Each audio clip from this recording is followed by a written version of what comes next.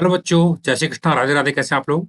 तो आज हम जेईई मेंस 2025 की जो इम्पोर्टेंट पीवाईक्यूज है उसकी सीरीज का स्टार्ट कर रहे हैं। तो पहला जो टॉपिक है वो है unit and dimension, error, measurement and kinematics. तो इन टॉपिक्स को हम यहाँ पे कवर करने जा रहे हैं। एंड यहाँ पर जो ये क्वेश्चंस मैंने लिए हैं इस प्रकार से लिए हैं कि यहाँ पे सारे जो कॉन्सेप्ट्स हैं वो कवर हो जाएंगे। और इसको आप कर लेंगे तो डेफिनेटली आपको काफी फायदा होगा।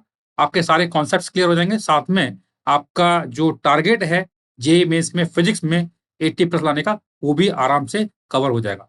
ठीक है, तो बिना किसी टाइम वेस्ट किए हम स्टार्ट करेंगे। अभी देखिए, ये जो सेशन है इट इज नॉट लाइव, ये मैंने रिकॉर्डेड सेशन कर रहा हूँ। तो मैं आपको क्वेश्चन दूंगा, उसके बाद आपको जो वीडियो है उसको पॉज कर देना है, क्वेश्चन को अटेम्प्ट कर देना है, फिर मैं आपको क्वेश्चन का सोल्यूशन बता दूंगा।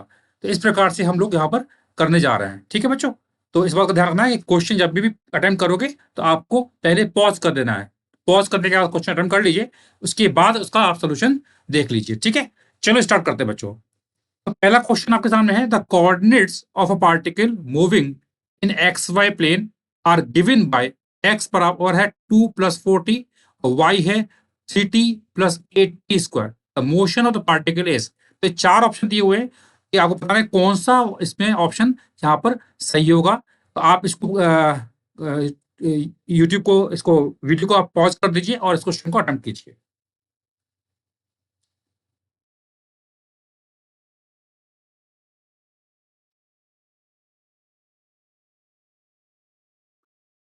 आई होप आप लोगों ने क्वेश्चन अटेम्प्ट कर लिया होगा। तो अब इसका मैं सॉल्यूशन बताऊंगा। देखिए, क्वेश्चन जो है ये आपका 2D मोशन का क्वेश्चन है, और इसमें जो कॉन्सेप्ट इन्वॉल्व है, एक तो आपका पाथ क्या होगा वो इन्वॉल्व है, साथ में मोशन कैसा होगा वो है। तो इसमें बोल रहा है uniformly accelerated having motion along a parabolic path.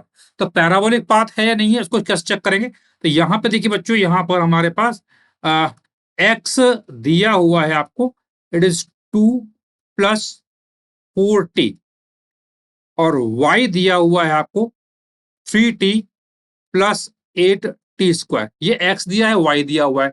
तो अब यहां से हम क्या करेंगे, इक्वेशन ऑफ पाथ निकालेंगे। तो देखो, यहाँ x दिया है, तो इस x से अगर हम निकालते हैं t की वैल्यू, तो यहाँ t निकालेंगे तो ये आएगा x - 2 डिवाइडेड बाई 4। ये आपका टी की वैल्यू है, और इस टी की वैल्यू को मैं यहाँ रखूंगा तो y आएगा 3, और t हमारे पास है x - 2 डिवाइडेड बाई 4 और +8, और ये है x - 2 डिवाइड बाई 4। तो जो ये इक्वेशन आप देख रहे हो, ये यहाँ पे y है, यहाँ x का स्क्वायर आएगा। तो ये इक्वेशन हम जानते हैं किसकी इक्वेशन है, it is equation of parabola. तो ये पैराबोला की इक्वेशन है ना? तो मेरे ख्याल से आपको समझ में आ गया हो कि क्वेश्चन जो है ये कॉन्सेप्ट क्या है। तो यहाँ पे एक तो पूछा था कि पाथ क्या है, तो इट इज पैराबोलिक पाथ। अब बात ये है कि इसका मोशन कैसा है, यूनिफॉर्म है या नहीं है। देखो, एक्स दिया है, वाई दिया है। तो एक्स दिया है, वाई है, तो दिया है, तो यहाँ पर इसका आंसर जो बेटा ए है, इसका आंसर जो है ए है, आंसर इज ए, इसका आंसर ए है। तो इसको हम सॉल्व करेंगे, तो यहाँ पे एक्स दिया है, वाई दिया, तो हम जानते हैं आर अगर पोजिशन वेक्टर होता है, ये होता है X I plus Y J. R हमारे पास पोजीशन वेक्टर। तो देखो यहाँ पे बच्चों एक्स दिया है, एक्स कितना दिया है, 2 + 40 है। एक्स की वैल्यू है यहाँ पर 2, एक्स की वैल्यू है 2 + 40, और ये आई के। और यहाँ पे वाई जो है ये दिया है 3t + 8t²। तो यहाँ पर हम क्या करेंगे, +3t और प्लस है हमारे पास 8t²। ये हमारा जेक है। तो ये आर वेक्टर हो गया। आर वेक्टर आ गया, तो वी वेलोसिटी हम निकाल लेंगे। वेलोसिटी कैसे निकालते हैं? वेलोसिटी होता है D R divided by D T. इसको हम डिफरेंशिएट करेंगे तो 4 का डिफरेंस, 4 × टी का डिफरेंशिएशन हम जानते हैं, 4 i हो जाएगा, +3, और टी का डिफरेंशिएशन 1 होता है, +8 t² का हो जाएगा कितना, 16t × j। ठीक है। और एक्सलरेशन की बात करेंगे तो एक्सलरेशन होता है, एक बार और डिफरेंशिएट करेंगे, डी वी बाई dt। तो 4 i कैप एक कांस्टेंट है, इसका डिफरेंशिएशन हम जानते हैं 0 का। यहाँ 3 है, 3 भी कांस्टेंट है, डिफरेंशिएशन 0 है, बचेगा कितना 16, और t का डिफरेंशिएशन हम जानते हैं 1। तो आंसर आएगा 16 j कैप मीटर पर सेकंड स्क्वायर, जो कि कांस्टेंट है। कैसा है? कांस्टेंट है। इसका मतलब ये हुआ कि इसका जो आंसर होगा कितना होगा, इसका आंसर होगा A. A will be the answer, uniformly accelerated having motion along a parabolic path, ये इसका आंसर होगा। आई होप समझ में आ गया कॉन्सेप्ट है। चलिए नेक्स्ट क्वेश्चन है, यहाँ पे लिस्ट 1 लिस्ट 2 दिया है, यंग मॉडुलस, कोफिशिएंट विस्कोसिटी है, प्लैंक कांस्टेंट है, वर्क फंक्शन है, और यहाँ लिस्ट 2 है। आपको मैच कराना है कि कौन सा ऑप्शन यहाँ पर सही है। तो आप इसको पॉज कर दीजिए और इस क्वेश्चन को अटेम्प्ट कीजिए।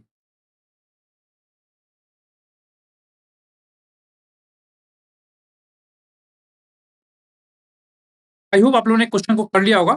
तो इसको कैसे अटेम्प्ट करेंगे? इसमें देखो बच्चों, अगर आपको फार्मूला मालूम है तो आप इस क्वेश्चन को कर पाएंगे आराम से। और इनफैक्ट आपको चारों ऑप्शन भी यहाँ पे चेक सॉल्व करने की जरूरत नहीं है। आप पहला ऑप्शन चेक करोगे, उसी से आंसर आएगा, क्योंकि देखिए ऑप्शन ए में आंसर दिया है 2 3 1 एंड 1। तो अगर 2 3 1 1 1 है तो पहले ऑप्शन ए को चेक करेंगे। ऑप्शन ए है हमारा यंग मॉडुलस, तो वाई होता है यंग मॉडुलस, और इसका फार्मूला होता है force F by A divided by delta L by L.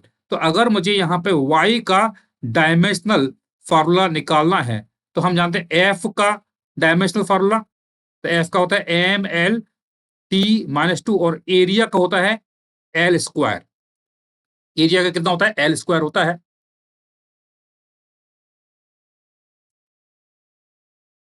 तो एरिया का एल स्क्वायर है, और नीचे है डेल्टा एल बाई एल। तो हम जानते हैं जो डेल्टा एल बाई एल है ये डायमेंशन लेस होता है ना। तो हम बेसिकली करके आ रहे हैं, डायमेंशनल फार्मूला निकाल रहे हैं। तो ये हो गया। अब देखिए ऊपर है एम एल टी माइनस 2, नीचे एल स्क्वायर है, तो ये हो जाएगा एम एल, ऊपर जाएगा तो एल की पावर आएगा -1, और टी की पावर हो जाएगा -2। तो ये तो आपका किसका आंसर आ गया? वाई। वाई का आंसर है M L -1 T -2, M L -1 T minus, यानी कि ए जो ऑप्शन है इसका आंसर होगा थर्ड। Answer third. अब देखो ए ऑप्शन का आंसर थर्ड किस में है? केवल और केवल बी में है। तो देखो आपने पहला ऑप्शन सॉल्व किया, उसी से ही आपका आंसर आ गया। ठीक है, देखिए इसके अलावा भी चलो भाई, हम तो सारे ऑप्शन सॉल्व करेंगे क्योंकि हो सकता है कि कोई दूसरा क्वेश्चन आ जाए। तो बेसिकली आपको इस क्वेश्चन में ऐसी जो क्वेश्चन आती है, आपका समझ लीजिए यूनिट एंड डायमेंशन के में इस प्रकार का क्वेश्चन जरूर आप देख लोगे। एक इस प्रकार का क्वेश्चन जरूर आता है कि आपको लिस्ट दे दी जाएगी और आपको मैच कराना होगा, है ना। ऐसे क्वेश्चन फ्रीक्वेंटली पूछे जाते हैं। ठीक है, तो अब हम यहाँ पे कोफिशिएंट ऑफ विस्कोसिटी की बात करेंगे। तो याद कीजिए कोफिशिएंट ऑफ विस्कोसिटी का फार्मूला आपने कहीं पढ़ा हुआ है? कहाँ पढ़ा हुआ है? हम जानते हैं फोर्स एफ। फोर्स एफ का फार्मूला हम जानते हैं। फोर्स एफ बराबर होता है 6 पाई ईटा आर वी। ईटा जो है हमारा कोफिशिएंट ऑफ विस्कोसिटी है। अगर मैं डायमेंशनल फार्मूला की बात करूंगा तो एफ का डायमेंशनल फार्मूला होता है एम एल टी -2 बराबर 6 कांस्टेंट है, पाई भी कांस्टेंट है। ईटा का हमें निकालना है, आर रेडियस है, आर रेडियस है तो इसकी लेंथ होती है एल। वी स्पीड है, ये एल टी -1 हो जाएगा, एल टी -1 हो जाएगा। अब देखो यहाँ एल से एक एल चलाएगा, तो ईटा का अगर डायमेंशनल फार्मूला अगर हम निकालेंगे तो इस एम एल की पावर हो जाएगा -1, और टी की पावर हो जाएगा -1। सो ये आंसर आएगा। तो ईटा का फॉर्मूला आ रहा है एम एल की पावर है -1 और टी की पावर भी है -1। तो आंसर देख लीजिए भाई, चेक करेंगे तो एम एल की पावर -1 टी की -1, यानी आपका जो ऑप्शन 1 मैच कर रहा है। ऑप्शन यहाँ पर 1 जो है मैच यहाँ पर कर रहा है, 1 इज मैचिंग। ठीक है, तो इसका आंसर होगा तो थर्ड, और ये बी का हो गया 1, तो थर्ड का बी का 1 हो गया, ये भी मैच कर गया। प्लैंक कांस्टेंट, ये भी फॉर्मूला पढ़ चुके हैं, कहाँ पढ़ा हुआ है? हम जानते हैं प्लैंक कांस्टेंट कहाँ पढ़ा आप लोगों ने? फार्मूला होता है ई बराबर एच न्यू। ई बराबर होता है एच न्यू। ई है एनर्जी, एनर्जी का फार्मूला होता है एम एल टू टी -2। ये है एनर्जी का डायमेंशनल फार्मूला। एच का हमें निकालना है, न्यू है फ्रीक्वेंसी, इसका फार्मूला होता है टी -1। तो इसको हम सॉल्व करेंगे तो एच का डायमेंशनल फार्मूला जो आएगा it is M L two T -1 check कर लीजिए। आई होप समझ में आ गया होगा। तो एच का फार्मूला है ML2T-1। तो ऑप्शन कौन सा मैच कर रहा है? ऑप्शन कौन सा मैच कर रहा है बच्चों? यहाँ पर ऑप्शन मैच कर रहा है ML2T, यानी ऑप्शन नंबर 2 इज मैचिंग। 2 यहाँ पे मैच कर रहा है। वर्क फंक्शन ये भी हम जानते हैं। वर्क फंक्शन जो होता है वो एनर्जी एक ही होता है ना। वर्क फंक्शन का जो फार्मूला होता है और एनर्जी का फार्मूला सेम ही होता है, ये हम जानते हैं। वर्क फंक्शन और एनर्जी का फार्मूला सेम ही होता है।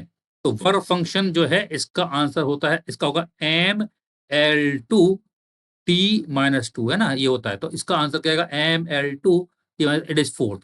तो चौथा वाला यहाँ पे मैच कर रहा है। तो बहुत ही इजी क्वेश्चन हो जाते हैं। देखो बच्चों, मैच द कॉलम जो क्वेश्चन आते हैं उनमें ये क्वेश्चन बहुत इजी क्वेश्चन होते हैं। अगर आपको एक या दो ऑप्शन भी अपने को आते हैं तो आप आराम से ऐसे क्वेश्चन को अटेम्प्ट कर सकते हैं। आराम से आपके क्वेश्चन सॉल्व हो जाते हैं। ठीक है, चलिए आगे बढ़ते हैं बच्चों। नेक्स्ट क्वेश्चन यहां पर है, a train starting from rest first accelerates uniformly up to speed of 80 kilometer per hour for time t. Then it moves with a constant speed for time 3t. The average speed of the train for this duration of journey will be. तो आपको यहाँ पर average speed of train निकालना है। ठीक है, तो आप वीडियो को पॉज कर लीजिए और इस क्वेश्चन को अटेम्प्ट कीजिए।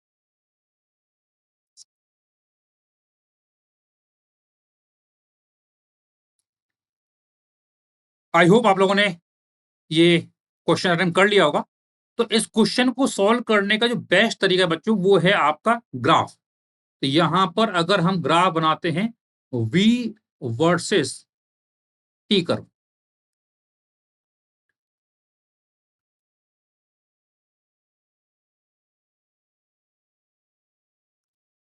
तो यहां पर अगर मैं v वर्सेस टी कर्व बनाता हूं तो train starting from rest first accelerate uniformly up to the speed of 80, यानी कि पहले ये एक्सलेट करता है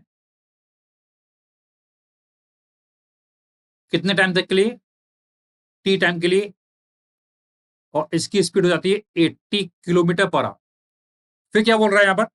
then it moves with constant speed for time 3t। तो ये इसके बाद क्या करता है? कांस्टेंट स्पीड से मूव करता है। कब तक करता है? 3t। ये टाइम है टी और ये 3t। The average speed of the train for this duration of journey. तो हमें निकालना है एवरेज स्पीड। देखिए वी एवरेज क्या होता है? ये होता है total distance travel divide by total time taken. तो टाइम टेकन तो टी प्लस 3 दैट इज 40, ये हो जाएगा। डिस्टेंस ट्रेवल कैसे निकालोगे? इस कर्व का area under curve, area under curve. तो एरिया अंडर कर्व कैसे निकालोगे? ट्रेपेजियम दिखाई दे रहा है, या तो ऐसा करो ये ट्रायंगल अलग कर लो और आपका रेक्टेंगल अलग करो। तो ये ट्रायंगल का एरिया होगा कितना? Half into 80 into T. ये तो हो गया किसका? आपका ट्रायंगल का। प्लस यहां पर इस रेक्टेंगल की बात करेंगे तो 80 इंटू 3t, 80 इंटू 3t।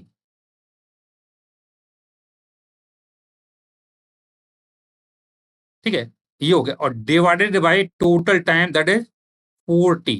देखो बच्चों, टी से तो आपका टी कैंसिल हो जाएगा, टी से तो टी चला गया, तो यहां बचा कितना? 40, और प्लस यहां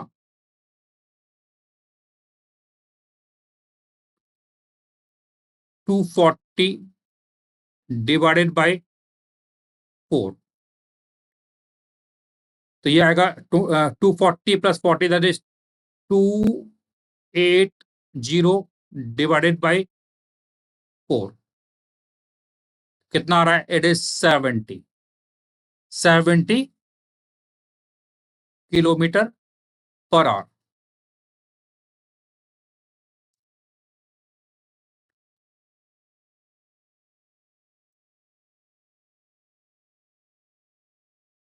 तो 70 किलोमीटर पर आवर, यानी आंसर कितना आएगा? इसका डी हो जाएगा। D will be the answer. ठीक है बच्चों, समझ में आ गया? नेक्स्ट क्वेश्चन करेंगे। अ girl standing on road holds her umbrella at 45 degree with the vertical to keep the rain away. If she starts running without umbrella with a speed of 15 root 2 kilometer per hour, the rain drops hit her head vertically. The speed of rain drops with respect to the moving girl, तो आपको speed of rain drops निकालना है with respect to the moving girl.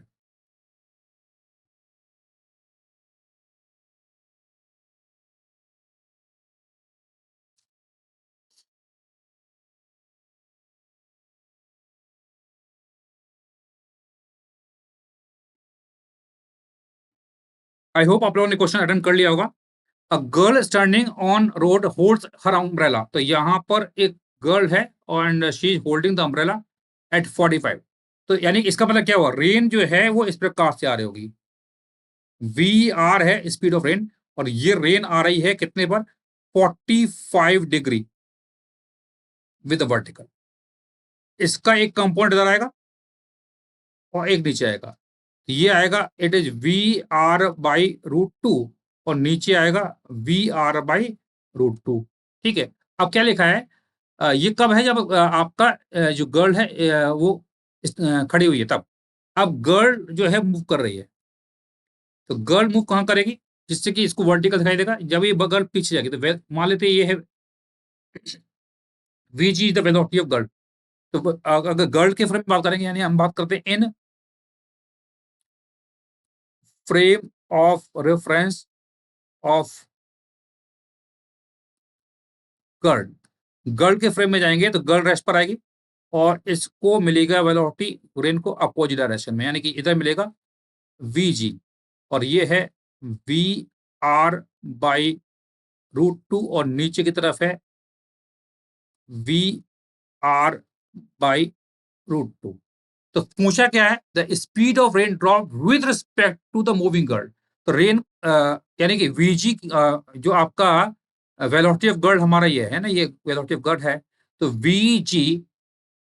We G बराबर होगा V R divided by root two, और यहां पर V R by root two की वैल्यू हो जाएगी 15 रूट टू. और देखिए अगर गर्ल गर्ल के फ्रेम में जाएंगे तो velocity of rain with respect to, अगर हम गर्ल निकालते हैं तो गर्ल को तो केवल वर्टिकल डाउनवर्ड वाली, यानी ये वाली वेलोसिटी दिखाई देगी ना. गर्ल को तो केवल ये वर्टिकल डाउनवर्ड वाली वेलोसिटी ही दिखाई देगी, क्योंकि लिखा हुआ है क्वेश्चन में कि with respect to girl the rain is falling vertical downward, तो इसको V R by root two दिखाई देगी. तो यानी कि इसका आंसर जो होगा it will be same as V R by root two, और ये है 15 रूट टू. 15 रूट टू है ना, और 15 रूट टू अगर हम करेंगे मैच, तो आपका यहाँ पर ये 30 बाई रूट टू को हम 15 रूट टू लिख सकते हैं, है ना. तो यानी कि वी आर जी की जो वैल्यू आएगी इट विल बी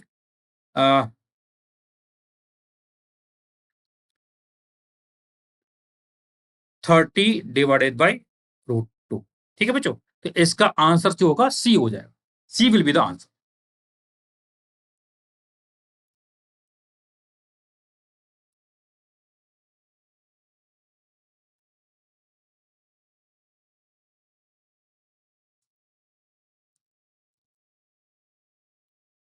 चलिए, तो आई होप आपको समझ में आ गया क्वेश्चन, तो इसका आंसर है सी. नेक्स्ट क्वेश्चन है, a particle is moving with a constant speed in a circular path when the particle turns by an angle of 90 degree, the ratio of instantaneous velocity. देखिए अगर कोई पार्टिकल सर्कल में घूम रहा है, अगर कोई पार्टिकल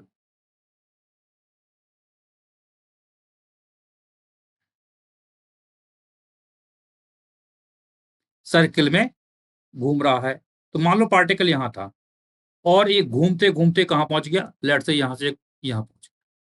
तो पहले इसकी स्पीड इस डायरेक्शन में थी, अब इसकी स्पीड इस डायरेक्शन में जाएगी, है ना, वेलोसिटी डायरेक्शन में जाएगी. लेकिन रेशियो ऑफ इंस्टेंटेनियस वेलोसिटी जो v है वही आपका इंस्टेंटेनियस वेलोसिटी होगी। अब हमें निकालना है वी एवरेज। वी एवरेज क्या होता है? डिस्प्लेसमेंट। तो ये डिस्प्लेसमेंट है, तो अगर इसकी रेडियस आर है तो डिस्प्लेसमेंट कितना आएगा? तो ये होता है एस डिवाइड बाई टी। तो डिस्प्लेसमेंट तो हमारा हो जाएगा √2r। अब यहां से यहां तक का टाइम निकालना पड़ेगा। टाइम कैसे निकालेंगे? टाइम निकालने का तरीका क्या है भाई? यहां से यहां तक का डिस्टेंस ट्रेवल, तो यहां से यहां तक का डिस्टेंस ट्रेवल कितना है? π/2 r, ये डिस्टेंस, और डिवाइडेड बाई स्पीड। स्पीड कितनी है? That is we.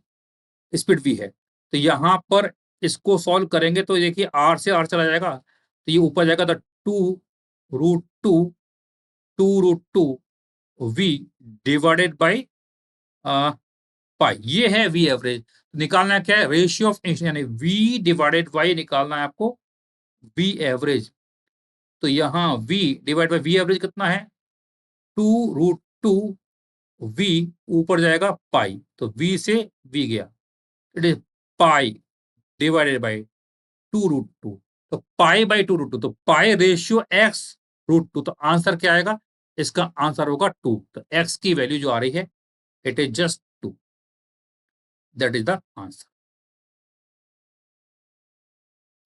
ठीक है बच्चों, समझ में आ गया? तो अच्छा क्वेश्चन था। इसमें आपका सर्कुलर मोशन का कॉन्सेप्ट भी यूज हो रहा है, एवरेज स्पीड और इंस्टेंटेनियस वेलोसिटी का भी, एवरेज वेलोसिटी और इंस्टेंटेनियस वेलोसिटी का भी कॉन्सेप्ट यहाँ पर यूज हो रहा है। ये क्वेश्चन ऐसा से रीजन के क्वेश्चन होते हैं। इनमें बच्चों एक चीज ध्यान रखना है कि जब आप क्वेश्चन सॉल्व करते हो तो आपको यहाँ पर असर्शन पढ़ना है अलग से, और रीजन को अलग से पढ़ना है ना? असर्शन और रीजन को अलग से पढ़ना है, और फिर बाद में दोनों को अगर चेक करना है कि असर्शन सही है ये गलत है, तो यहाँ लिखा given below are two statements, one is labelled as assertion and the other one labelled as reason. तो यहाँ असर्शन ये लिखा हुआ है ना, when a body is projected at an angle of 45 degree its range is maximum. बिल्कुल सही है, क्योंकि हम जानते हैं रेंज का फॉर्मूला होता है you square sine 2 theta divided by g. ये फॉर्मूला होता है। तो हम जानते हैं कि यहाँ पर रेंज कब मैक्सिमम होगी? जब साइन 2 थीटा की वैल्यू 1 होगी। जब साइन 2 थीटा की वैल्यू जब 1 होगी, तो हम जानते हैं थीटा कितना आएगा? इट इज 45 डिग्री, तभी पॉसिबल हो पाएगा। तो पहला स्टेटमेंट बिल्कुल सही है। For maximum range the value of sine 2 theta should be equal to, बिल्कुल सही है। देखो इसमें असर्शन भी सही है और रीजन भी सही है। देखो बच्चों क्या करना है, जब भी इस तरह का क्वेश्चन आएगा तो उसका तरीका यह रहेगा, पहले आप एसर्शन पढ़िए और चेक कीजिए कि एसर्शन सही है या गलत है। अगर सही है तो फिर आपको सेकंड ऑप्शन है रीजन भी पढ़ना है, और रीजन भी पढ़िए और देखिए इंडिपेंडेंटली रीजन सही है या गलत है। तो देखिए for maximum range the value of sine theta should be equal to 1, बिल्कुल सही है। तो एसर्शन भी सही है और रीजन भी सही है। अब चेक करना है कि ये रीजन इसका करेक्ट एक्सप्लेनेशन है या नहीं है। तो तरीका ये रहेगा कि आप पढ़िए assertion because reason, assertion because reason, इस प्रकार से पढ़िए और फिर चेक कीजिए कि इससे कुछ सेंस बन रहा है, यानी कुछ इसका मतलब निकल रहा है। अगर सेंस बन रहा है, मतलब निकल रहा है, तो उसका मतलब ये सही है। लिखा है when a body is projected at an angle 45 degree its range is maximum because for maximum range the value of sine theta should be equal to 1। तो बिल्कुल सही है। तो यहाँ पे आंसर क्या आएगा? Both A and R correct and R is the correct explanation of A. तो आर यहाँ पर करेक्ट एक्सप्लेनेशन भी है। तो आंसर इसका क्या आएगा? सी होगा। Next question, a projectile is projected with a velocity of 25 meter per second at an angle of theta with the horizontal. After t second, its inclination with the horizontal becomes 0. देखिए question में क्या बोल रहा है कि यहां पर एक पार्टिकल को हमने प्रोजेक्ट किया with some velocity u at some angle theta, और ये पार्टिकल इस प्रकार से जा रहा है और ये कहीं गिरेगा। तो लिखा है कि यहां पे पहुंचता है आफ्टर टी सेकंड, यानी यहां से यहां तक का टाइम है टी सेकंड। तो टी जो होता है टाइम ऑफ फ्लाइट होता है। ये फार्मूला हम जानते हैं, यू साइन थीटा बाई जी होता है ना। ये अगर रिजोल्व करेंगे तो ऊपर की तरफ कंपोनेंट आता है यू साइन थीटा, है ना। ये फार्मूला हम जानते हैं। तो ये हो गया टी। अब लिखा है यहाँ पर if R represents horizontal range of the projectile the value of theta will be. तो आर जो है रेंज है। रेंज का फार्मूला क्या होता है? You square sine 2 theta divide by g. अब देखो यहाँ u की वैल्यू ऑलरेडी दे रखी है कितनी 25। हालांकि इसको ये 25 दिया है, इसकी जरूरत नहीं थी, क्योंकि आप अगर ऑप्शन देखोगे तो ऑप्शन में t आ रहा है और r आ रहा है, तो आंसर मुझे t और r के टर्म में ही निकालना है। आंसर मुझे t और r के टर्म में निकालना है। तो एक काम करते हैं, इस पहली इक्वेशन से आप u निकालिए। u कितना आएगा? It will B G T divided by sine theta, और इसकी ये इक्वेशन मान लो 1 है, और इसकी t की वैल्यू u की वैल्यू यहां रख दीजिए। तो यहाँ पे u की वैल्यू रखेंगे तो ये आएगा जी स्क्वायर टी स्क्वायर, और यहाँ u स्क्वायर करेंगे ना तो ये आएगा sine square theta into sine two theta होता है 2 sine theta cos theta divided by g, है ना। तो आपको यहां निकालना है। देखो अब ध्यान से देखिए, अगर आप ध्यान से देखेंगे तो यहां पर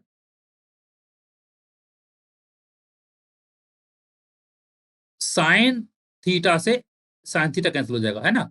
तो यहाँ जी है, तो एक जी से भी जी कैंसिल हो जाएगा। तो जी की वैल्यू हम जानते हैं 10 है, 10 और ये 2 20 हो जाएगा, 20 और ये टी स्क्वायर है, और ये कॉस थीटा और साइन थीटा। तो यहाँ पे अगर आप सॉल्व करोगे तो यहाँ कॉस बाई साइन हो जाएगा आपका कितना, कॉट थीटा, है ना, कॉट थीटा हो जाएगा। और ये है 2 इंटू जी 10, तो ये नीचे जाएगा, तो ये आएगा R divided by 20 T square.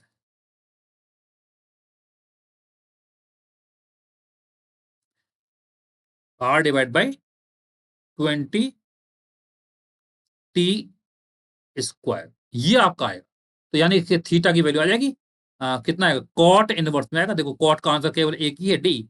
Cot inverse R divide by 20 T square, D is the answer. ठीक है। Question number 8, if the velocity of light c, universal gravitational constant g and Planck constant h are chosen as fundamental quantities, the dimension of mass in new system is। देखो इस तरह के question JEE mains के favourite question होते हैं, पर वो तीन फिजिकल क्वांटिटी को फंडामेंटल बना देगा और उसके टर्म में चौथी फिजिकल क्वांटिटी का डायमेंशनल फॉर्मूला पूछ लेगा। ठीक है, तो ये बहुत ही इंपॉर्टेंट क्वेश्चन होता है, और ये फेवरेट क्वेश्चन है ना। इसको हम सॉल्व करेंगे। पहले आप लोग इसको रन कर लीजिए।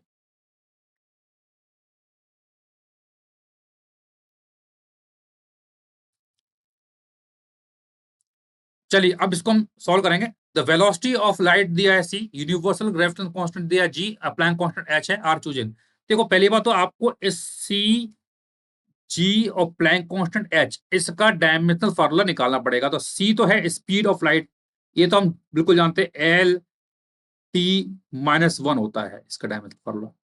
और जी है ग्रेविटेशनल कांस्टेंट, कहां आता है, फोर्स एफ का फार्मूला हम जानते हैं, G m1 m2 divide by R square. Force का होता है फार्मूला एम एल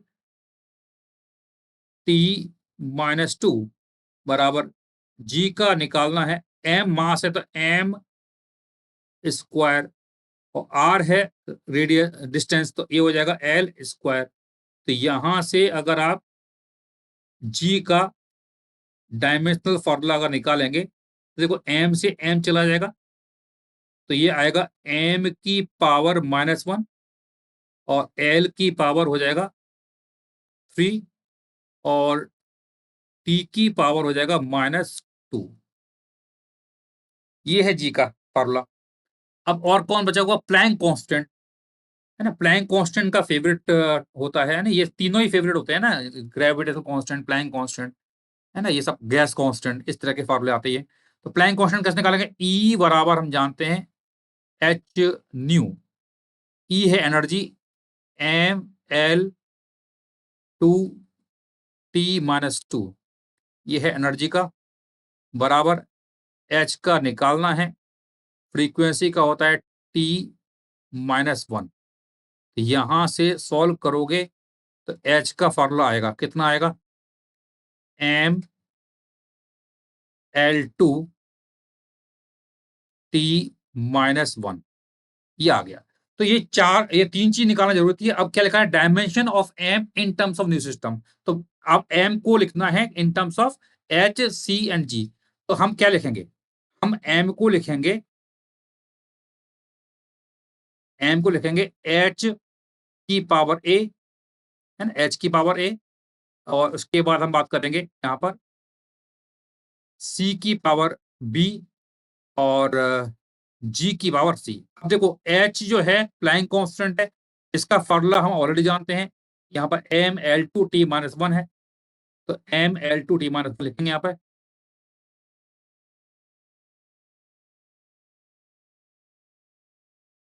और इसकी पावर हो जाएगा A. C speed of light होता है एल टी माइनस वन, और इसकी पावर हो जाएगा डी। और जी हमारा ग्रेविटेशनल कांस्टेंट है, ये है M minus one L three T minus to.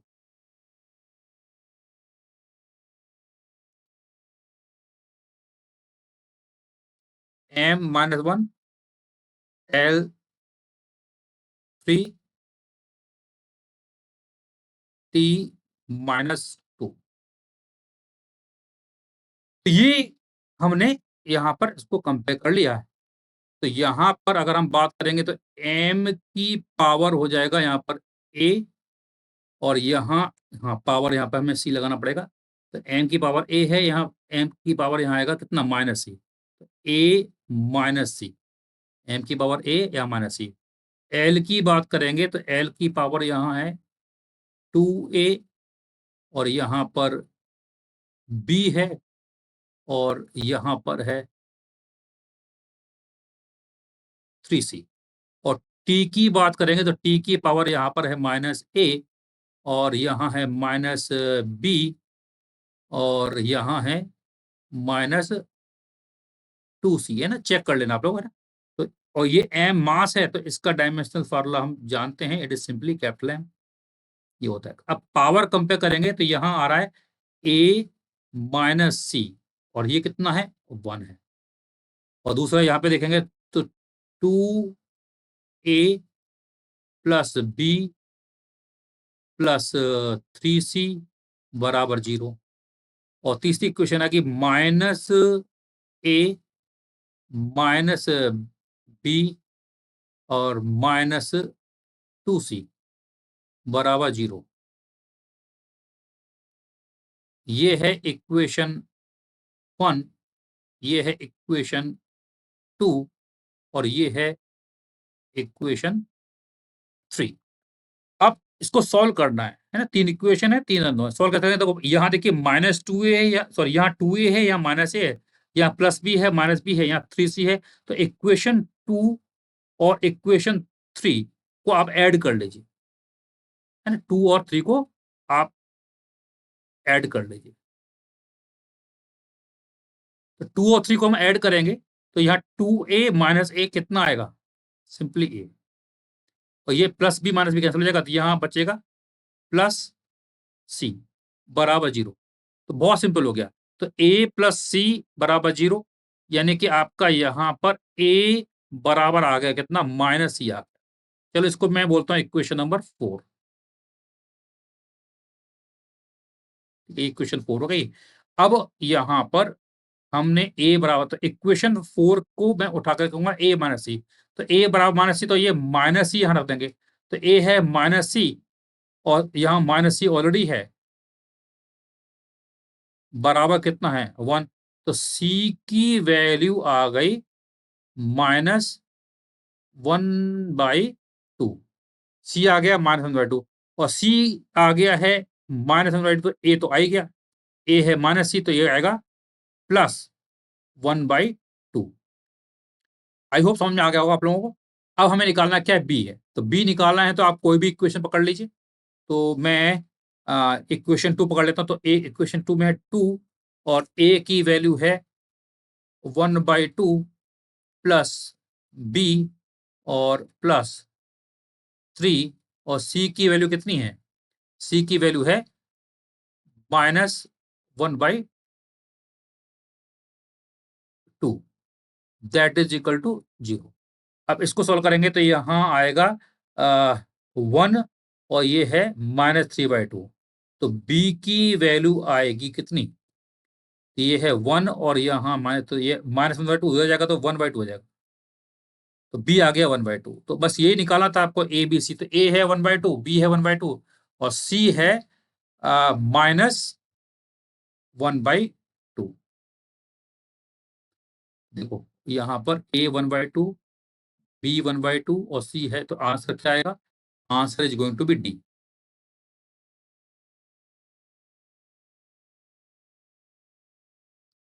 D the.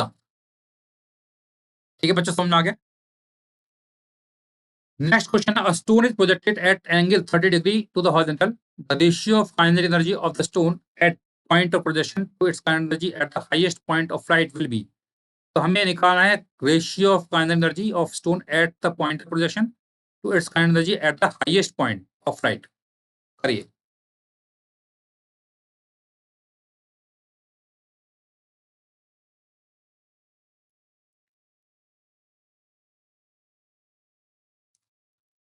चलिए, आप लोगों ने कर लिया होगा क्वेश्चन का attempt. A stone is projected at an angle 30 degree. तो अगर एक स्टोन है, इसको हम प्रोजेक्ट करते हैं, तो मान लो इनिशियल वेलोसिटी इसकी यू है और एंगल दिया है 30 डिग्री। तो ये अपने हाईएस्ट पॉइंट पर जाएगा। तो हाईएस्ट पॉइंट पर जाएगा तो इसकी वेलोसिटी कितनी हो जाएगी? It is you cos 30 degree, क्योंकि हम जानते हैं कि एक्स डायरेक्शन की जो वेलोसिटी होती है वो चेंज नहीं होती है। तो लिखा है क्या? Ratio of energy of the stone at the point of projection. यहाँ पे एनर्जी में मान रहा हूँ K1। तो K1 होगा हाफ एम यू स्क्वायर, और K2 में यहाँ मान रहा हूँ, यहाँ है K2 और यहाँ मैं मान रहा हूँ K1, और K2 कितना आएगा? Half M U square cos square 30 degree. तो हमें इसका निकालना है रेशियो। तो K1/K2, तो दोनों को डिवाइड करेंगे तो हाफ एम स्क्वायर से हाफ एम स्क्वायर कैंसिल हो जाएगा। ये आएगा 1/कॉस स्क्वायर 30 डिग्री। कॉस 30 डिग्री हम जानते हैं कितना होता है? √3/2। स्क्वायर करेंगे तो 3/4। तो 3/4 नीचे आएगा, तो ये ऊपर 4 आएगा, नीचे आएगा 3, तो 4:3 आएगा। D is going to be the answer of this question. चलिए, तो नेक्स्ट क्वेश्चन करेंगे। A body projected vertically upward with a certain speed from top of tower reaches the ground in T1 if it is projected vertically downward with the same point from the same point the same speed it reaches the ground in T2 time required to reach the ground if it is dropped from the top of the tower edge। तो आपको निकालना है कि अगर हम drop करते हैं तो ग्राउंड तक पहुंचने में कितना टाइम लगेगा। क्वेश्चन को सॉल्व कीजिए सब लोग।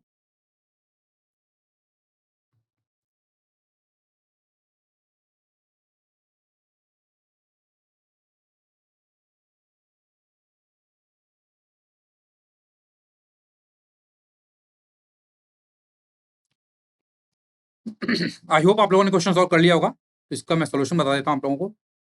क्या लिखा है? एक टावर दिया हुआ है और इससे मैंने पार्टिकल को ऊपर फेंका है विद विदाउट यू। ये पार्टिकल जाएगा जाएगा जाएगा और फिर नीचे आएगा आएगा आएगा और यहाँ टकराएगा। तो अगर मैं कहता हूं ये हाइट है h, ये हाइट कितना है? h है। तो हाइट अगर h है तो यहाँ पर हम लगाएंगे, ये मान लो पॉइंट है A और यहाँ पहुंच रहा है B, तो टाइम लग रहा है T1। तो हम लगाएंगे A से B जाने में S बराबर UT plus half A t²। अब इसमें एक चीज ध्यान रखना है, आपको वैल्यू रखनी है साइन। तो A से जब मैं B जा रहा हूं तो डिस्प्लेसमेंट डाउनवर्ड है। अगर मैं ऊपर पॉजिटिव मान रहा हूं तो नीचे क्या होगा? नेगेटिव। तो डिस्प्लेसमेंट डाउनवर्ड है तो ये हो जाएगा -h। U ऊपर की तरफ है तो ये प्लस होगा, प्लस U इंटू T1 और प्लस हाफ A है नीचे की तरफ G डाउनवर्ड, तो -G into T1²। Equation number 1 ये है for particle number 1। Particle number 1। अब पार्टिकल नंबर 2 की बात करेंगे, वो भी ए से भी जा रहा है, लेकिन पार्टिकल 2 की जब मैं बात कर रहा हूं तो उसका वेलोसिटी का डायरेक्शन किधर है? नीचे की तरफ है। तो लगेगा वही ऊपर वाला फॉर्मूला, लेकिन अब यहाँ पर यू क्या होगा? नेगेटिव। भाई यहाँ ए से वो बी ई आ रहा है ना, वो भी पार्टिकल ए से बी जा रहा है, तो डिस्प्लेसमेंट तो नीचे की तरफ है, तो माइनस एच हो जाएगा, और यू है नेगेटिव, तो माइनस यू टी वन और प्लस 1/2 आपका जी भी नेगेटिव होगा, माइनस जी इंटू T2 स्क्वायर, सॉरी यहाँ पे T2 आएगा, T2 होगा। ये है इक्वेशन हमारी 2। तो हमें निकालना है कब, जब पार्टिकल को ड्रॉप करते हैं। देखिए अगर पार्टिकल को ड्रॉप करते हैं अ, तो उस केस में इनिशियल वेलोसिटी 0 हो जाएगी। तो अगर मैं थर्ड पार्टिकल की बात करता हूँ, थर्ड वाला पार्टिकल की बात करता हूँ, अगेन हम वही ए से हम जा रहे हैं बी, तो अब मैं दोबारा से वही लगाऊंगा, S is equal to U T plus half A T square. तो डाउनवर्ड डिस्प्लेसमेंट है, तो ये माइनस हो जाएगा, माइनस एच हो जाएगा, माइनस एच हो जाएगा, और यू तो हमारा 0 है, और यहां माइनस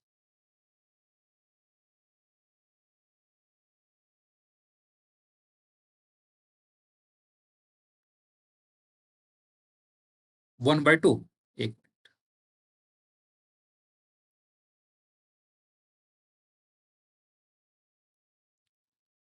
1/2, और यहाँ का माइनस जी टी स्क्वायर है ना।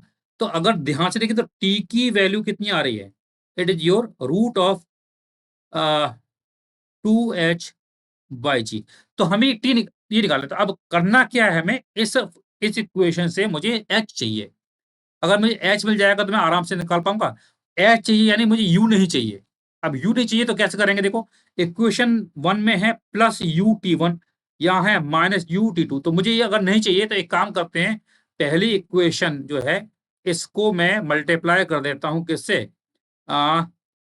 टी टू से। तो टी टू से करेंगे तो यहाँ आएगा U T one T two, और दूसरी इक्वेशन जो दिखाई दे रही है इसको मैं मल्टीप्लाई कर देता हूँ टी वन से, तो यहाँ आएगा माइनस यू टी वन, और फिर मैं 1 और 2 को क्या करूंगा, ऐड करूंगा। तो मैंने पहली इक्वेशन को T2 से मल्टीप्लाई कर दिया, दूसरी को T1 से मल्टीप्लाई किया, तो देखो यहाँ T2 से करेंगे तो यहाँ आएगा माइनस एच टी टू, और यहाँ आएगा माइनस एच टी वन। दोनों को हम ऐड करते हैं ना, इक्वेशन 1 और इक्वेशन 2 को हम ऐड करेंगे, लेकिन मल्टीप्लाई करने के बाद करेंगे, ऐसे नहीं करेंगे।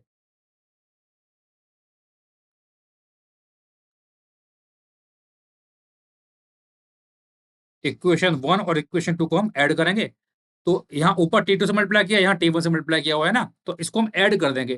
तो यहाँ पर ऊपर आएगा माइनस एच टी टू, तो ये आएगा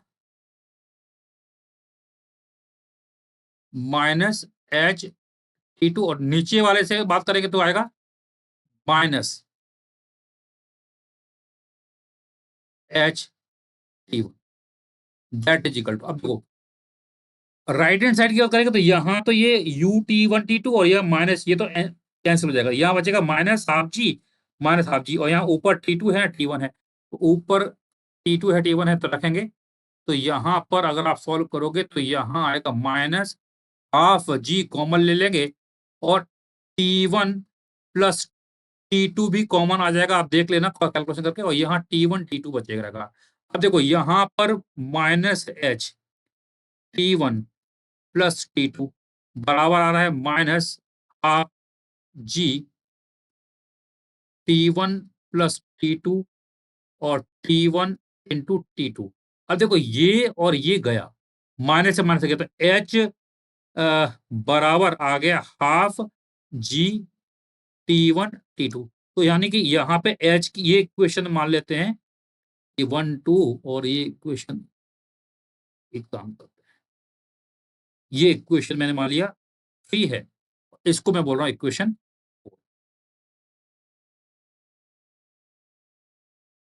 ये इक्वेशन 4 है। अब 4 में एच की वैल्यू उठा के आप इक्वेशन 3 में रख दीजिए, एच की वैल्यू रखेंगे तो आपका टी आ जाएगा, सॉल्व करोगे तो टी आएगा root of T one T two. बच्चों ये बहुत ही स्टैंडर्ड क्वेश्चन है, याद रखना है कि अगर एक पार्टिकल को ऊपर फेंकते हैं उसको अगर टाइम लगता है T1, एक को नीचे फेंकते हैं टाइम लगता है T2, तो पार्टिकल को ड्रॉप कर देते हैं फ्रॉम द सेम हाइट, तो आंसर आता है T बराबर root of T1 T2। Important question है, इसको आपको ये रिजल्ट है, स्टैंडर्ड रिजल्ट है, इसको भी आप याद रख सकते हैं। हाँ जी, नेक्स्ट क्वेश्चन आपके सामने है। The frequency of an oscillating liquid drop may depends upon radius r of the drop, density rho of liquid, and surface tension s of the liquid, as nu is equal to r की power a, rho की power b, s की power c, the value of a, b and c respectively r है ना। तो इस तरह के question बहुत ही फ्रीक्वेंटली जेई पूछता है, जेई में पूछे जाते हैं। इस क्वेश्चन को आप सॉल्व कीजिए।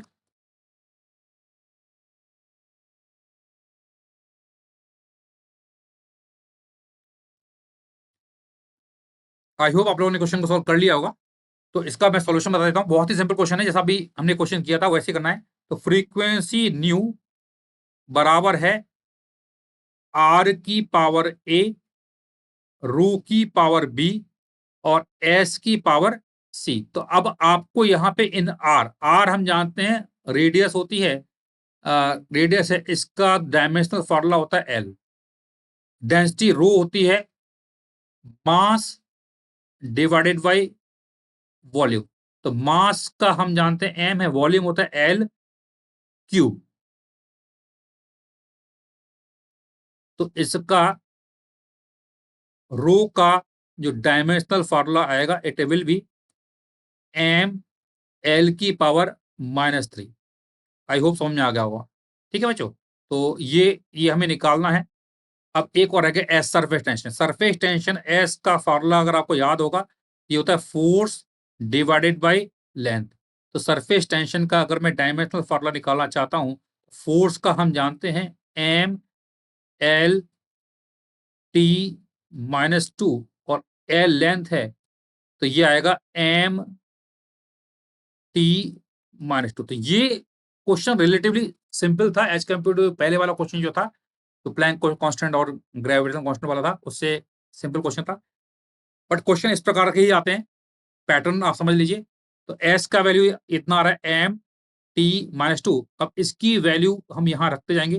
तो फ्रीक्वेंसी का फॉर्मूला है न्यू बराबर है आर की पावर ए, रो की पावर बी और सरफेस टेंशन एस की पावर सी है। तो फ्रीक्वेंसी का डायमेंशनल फॉर्मूला हम जानते हैं T-1 होता है।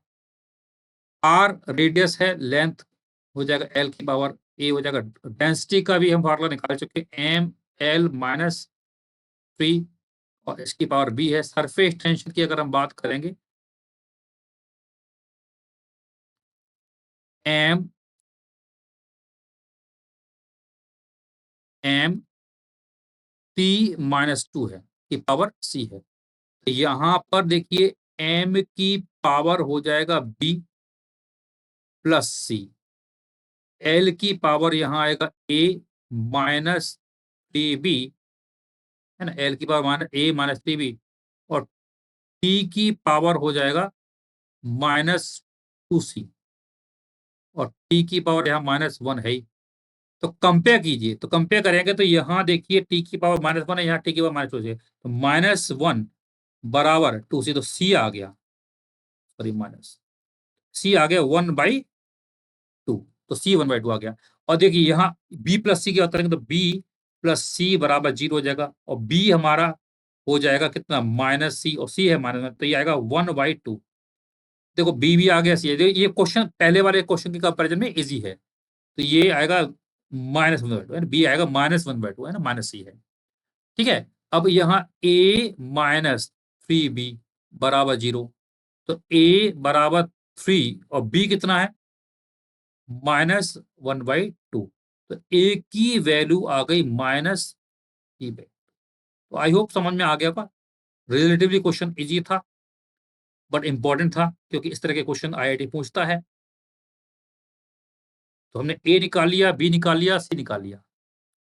तो ए है -3/2 बिल्कुल सही है, बी है -1/2 सही है और सी है 1/2 बिल्कुल सही।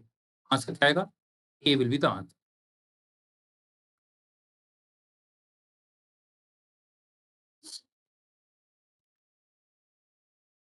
Two cars are traveling towards each other with a speed of 20 meter per second each. When the cars are 300 meter apart, both the drivers apply brake and the car retards at the rate of 2 meter per second square. The distance between them when they come to rest is, तो हमें निकालना है distance between them जब ये rest पर आ जाते हैं।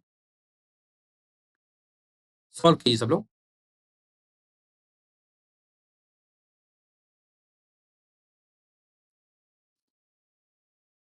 चलिए, हो सकता है आपने कर लिया हो क्वेश्चन सॉल्व। अभी मैं इसका सॉल्यूशन बताऊंगा आपको। देखिए, यहां पर एक पार्टिकल है ए और ये पार्टिकल है बी। पार्टिकल ए यहां आगे जा रहा है 20 मीटर पर सेकंड से, और पार्टिकल बी आगे जा रहा है अपोजिट डायरेक्शन में आ रहा है 20 मीटर पर सेकंड से। शुरुआत में इनकी बीच का जो डिस्टेंस है it is given to 300 metre. लेकिन क्वेश्चन क्या बोल रहा है, जब ये 300 मीटर पर थे तो ये रिटार्ड करता है, तो यानी इसके पास पीछे की तरफ एक्सलेशन है, रिटार्डेशन है 2 मीटर पर सेकंड स्क्वायर का, और इसके पास भी अपोजिट डायरेक्शन में है 2 मीटर पर सेकंड स्क्वायर का। अब देखो, ये पार्टिकल जो ए है, अब ये पार्टिकल ए जो है वो क्या करेगा, ये पार्टिकल यहां पर मूव करेगा और मूव करते करते करते रुक जाएगा। तो मान लो ये यहां जाकर रुक, ये पॉइंट जाकर रुक गया, तो इसने मान लो डिस्टेंस ट्रेवल किया एस, और देखो by symmetry I can say that कि यहां से ये भी जाएगा तो ये भी डिस्टेंस एस ट्रेवल करके रुक जाएगा।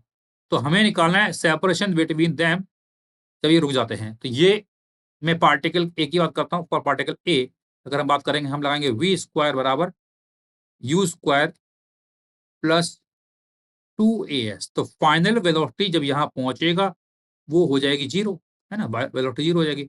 तो वेलोसिटी जीरो, इनिशियल कितनी है, इट इज 20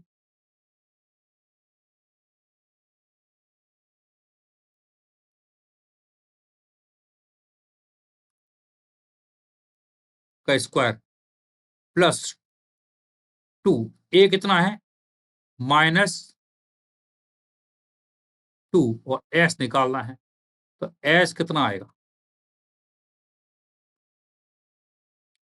तो इट इज 20 इंटू 20, और ये नीचे जाएगा 4, तो इट इज 100।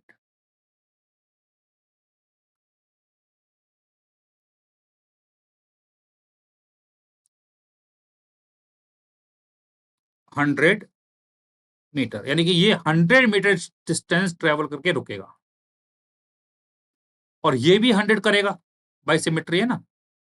तो ये 100 है, ये 100 और 300, तो बचा हुआ डिस्टेंस कितना आएगा, इट इज 100 मीटर। तो सेपरेशन बिटवीन जो रहेगा it will be 300 minus 100 minus 100, it is nothing but 100 only. So B will be the answer.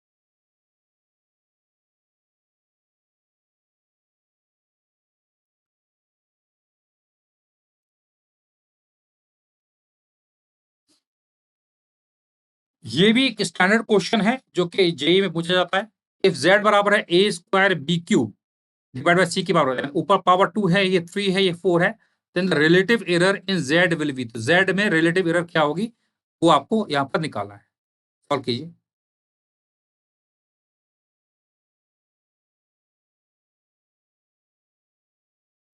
चलिए, आप लोगों ने कर लिया होगा, मैं बताता हूँ इसमें तरीका क्या है। बहुत ही स्टैंडर्ड तरीका है। जेड बराबर है ए की पावर 2 बी की पावर 3 डिवाइड बाय सी की पावर 4, ये दिया है। तो एक काम कीजिए, टू टेक लॉग बोलता है, तो लॉग लेंगे तो एल एन जेड बराबर हो जाएगा twice of L N A plus 3 times of L N B minus 4 times of L N C. इसको आप डिफरेंशिएट कर दीजिए, तो D Z divided by Z बराबर हो जाएगा 2 times of D A divided by A plus 3 times of D B divided by B minus 4 D C by C, ये है,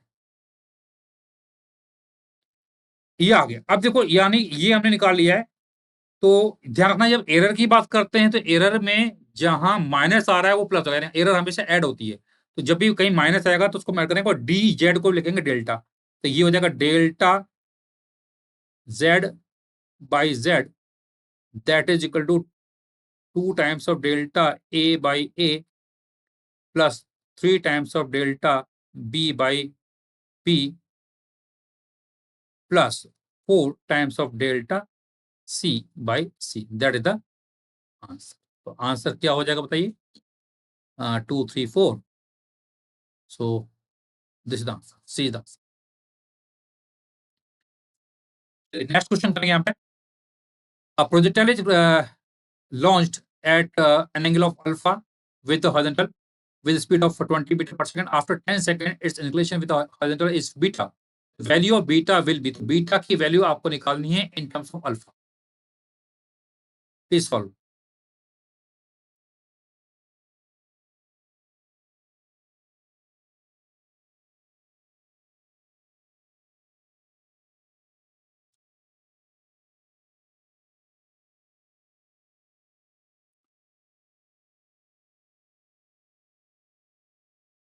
आई होप आप लोगों ने कर लिया होगा। तो क्वेश्चन क्या बोल रहा है?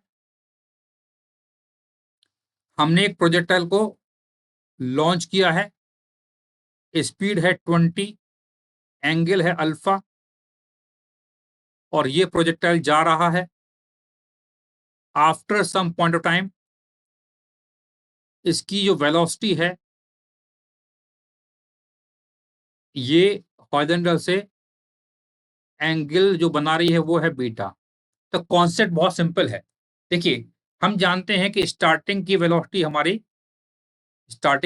जो थी वो हमारी 20 है। तो उस 20 का अगर हम कंपोनेंट लेंगे, इधर आएगा 20 कॉस अल्फा, और ऊपर जो कंपोनेंट आता है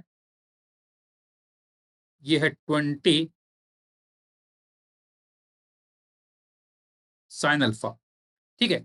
अब पार्टिकल जब यहां पहुंच जाएगा तो उसका एक एक्स कंपोनेंट होगा और ये वाई होगा। तो ये मैं मान लेता हूं वी एक्स है और ये है वी वाई।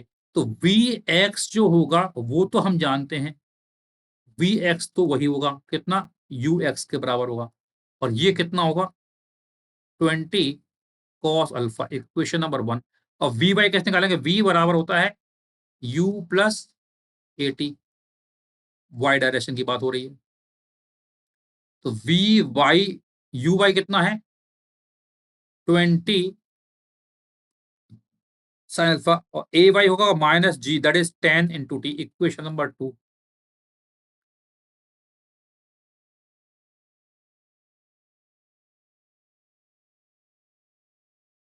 ये है इक्वेशन 2। तो ये वी है और एंगल निकालना है तो टेन बीटा, टेन बीटा कितना आएगा, V Y divided by V X है। तो वी वाई है 20 sine alpha minus 10 T divide V X कितना है हमारे पास 20 कॉस अल्फा। देखो 20 से 20 जाएगा तो ये आएगा साइन बाई कॉस, क्या हो जाएगा 10 अल्फा और माइनस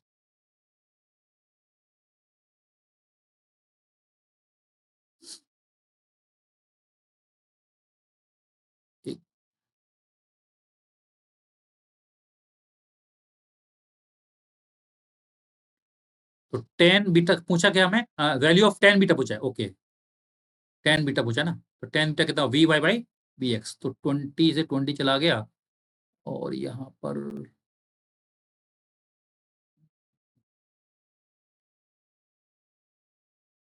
तो इसमें माइनस आएगा 10 टी टी, हाँ टाइम दिया है, देखो 10 सेकंड दिया है, टी है 10 सेकंड, वही मैं पूछ रहा था कहाँ गया। टी की वैल्यू रखनी पड़ेगी है ना, टी की वैल्यू यहाँ पर रखनी पड़ेगी। टी है हमारे पास कितना 10 second.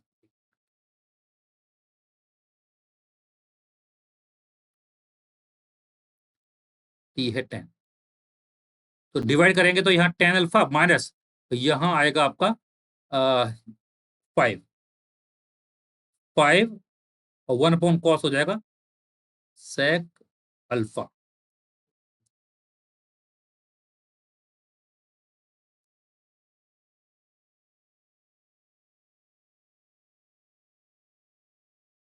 So this is the answer, है ना। इसको मैं दोबारा से ऊपर लिख देता हूँ, तो 10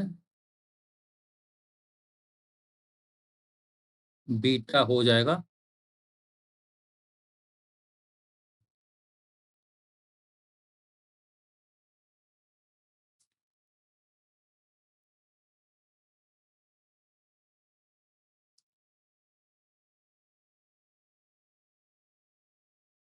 10 अल्फा माइनस 5 सेक अल्फा।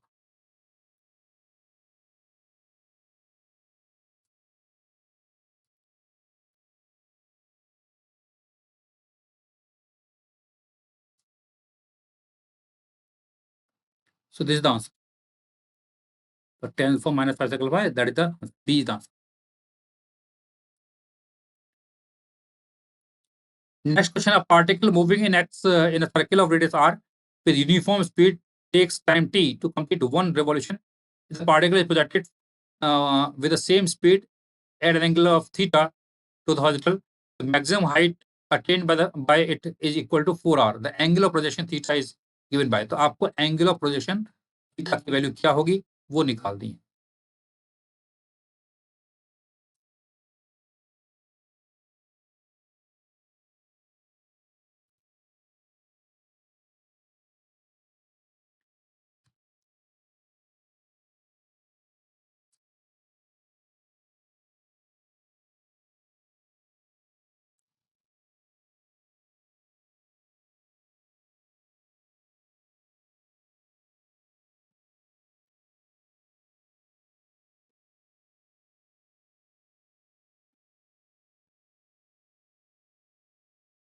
आई होप आप लोगों ने क्वेश्चन कर लिया होगा। A particle moving in a circle of radius R with uniform speed takes time T. देखो, एक पार्टिकल अगर सर्किल में मूव कर रहा है तो पूरे चक्कर में टाइम लग रहा है टी। तो हम जानते हैं इसकी स्पीड जो यू होगी वो होगी distance travel, that is 2 pi R divide by time कितना लगा टी। तो ये यू निकाल ली, पहली लाइन लिखी है उससे अपने यू निकाली। इफ द पार्टिकल प्रोजेक्टेड, तो मैक्सिमम हाइट की बात कर रहा था, एच मैक्सिमम हाइट का फॉर्मूला होता है you square sine square theta divided by 2g, ये फॉर्मूला होता है ना। और यहां बोल रहा है एच की वैल्यू कितनी है 4r के बराबर, it is equal to 4r। और u रख दीजिए, तो u स्क्वायर है तो ये आएगा कितना 4 pi square r square divided by T square sine square theta divided by 2g बराबर 4r। तो यहां पे हमें निकालना क्या है, एंगल थीटा की वैल्यू निकालनी है। तो यहां देखिए, एक आर से आर चला जाएगा और यहां पर ये 4 से 4 चला जाएगा, तो साइन स्क्वायर थीटा की वैल्यू निकालेंगे यहां पर।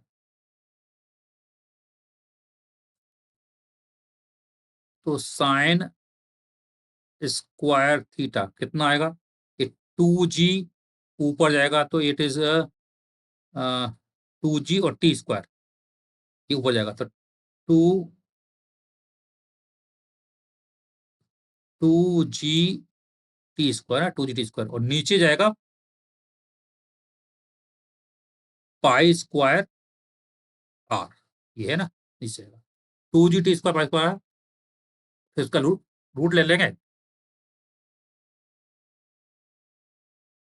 तो आपका आंसर आएगा। तो it will be A, sine inverse 2g T square का root divide by pi R square, pi square, A will be the answer.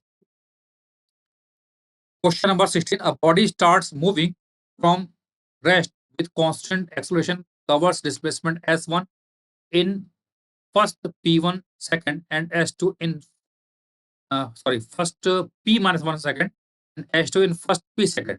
The displacement S1 plus S2 will be made in time t. तो आपको निकालना है जब S1 plus S2 distance travel करेगा उसमें कितना time लगेगा। करिए।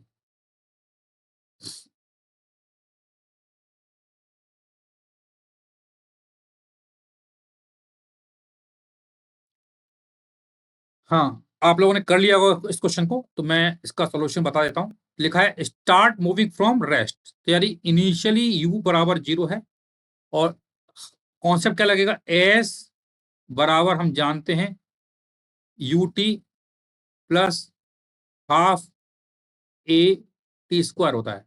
तो s1 डिस्टेंस ट्रेवल करता है तो u तो हमारा 0 है, ये आएगा हाफ a और ये है p माइनस 1 का square.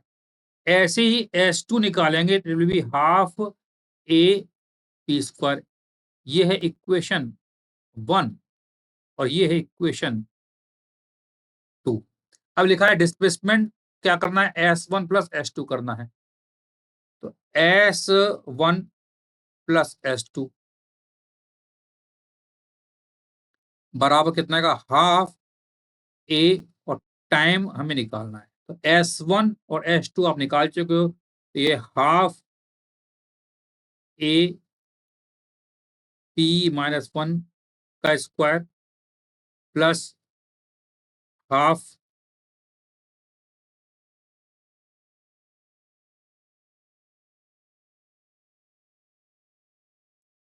Plus half a p square बराबर हो जाएगा half a t square.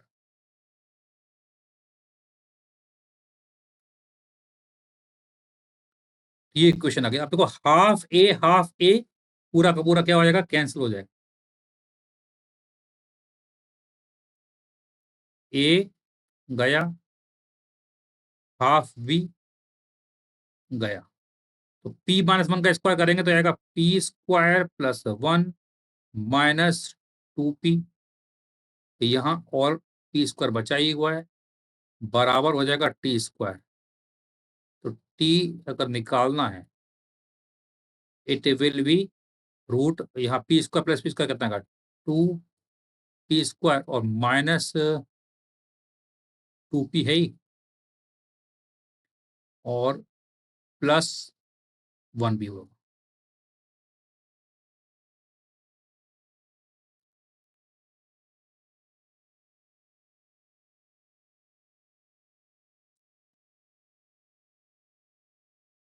So this is the answer.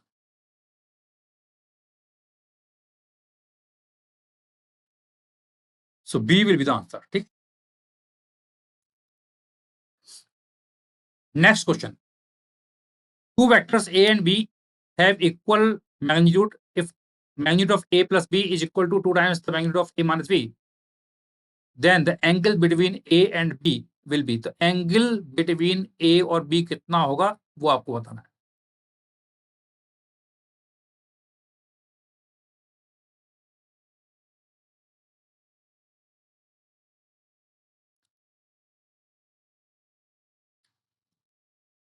चलिए, आप लोगों ने कर लिया होगा क्वेश्चन को।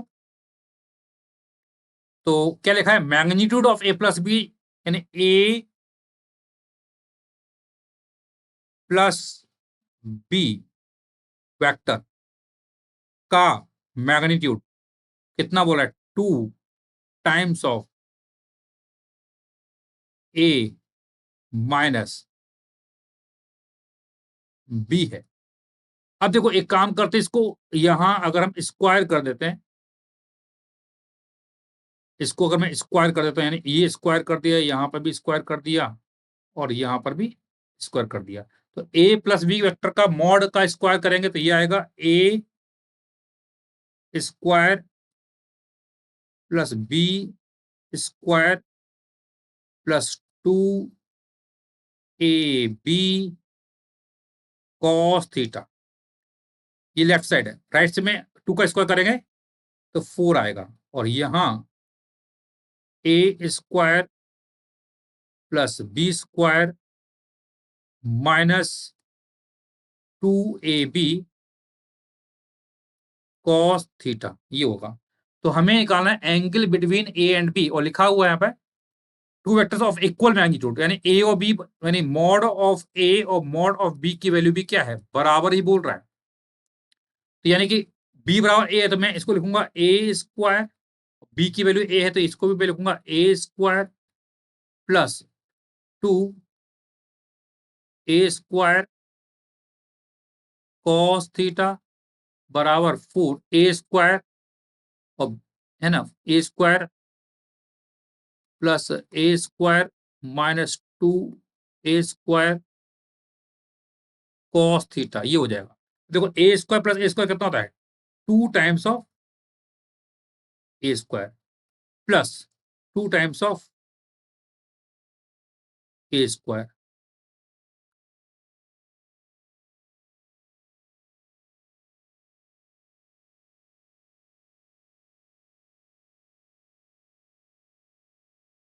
cos थीटा बराबर 4, और ये a square plus a square कितना का, अगेन वही 2a स्क्वायर, और ये minus 2a square cos theta. अब देखो यहां अगर ध्यान से देखेंगे तो a स्क्वायर तो पूरा का पूरा कैंसिल हो जाएगा,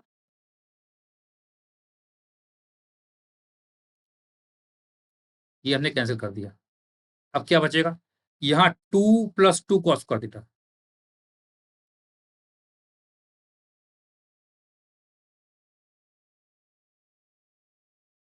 और यहाँ आएगा 2 2 जा 4, 8 minus 8 cos theta, cos square theta नहीं cos थीटा है, it is cos theta only. अब यहां पर इसको आप इधर ले जाइए cos थीटा, तो 8 और ये 2 हो जाएगा 10, तो 10 cos थीटा बराबर कितना का, 8 माइनस 2 दैट इज 6। तो यहां से cos थीटा निकालेंगे,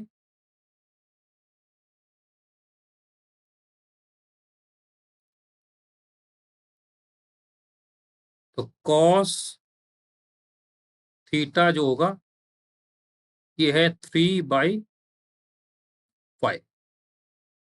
तो cos थीटा हो जाएगा 3/5।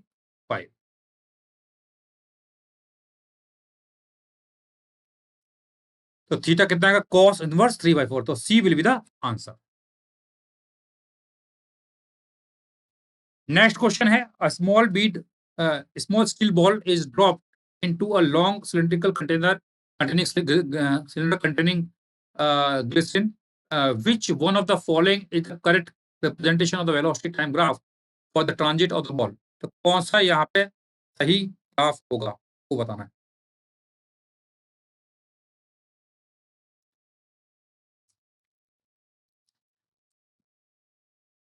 आई होप आप लोगों ने क्वेश्चन को कर लिया होगा।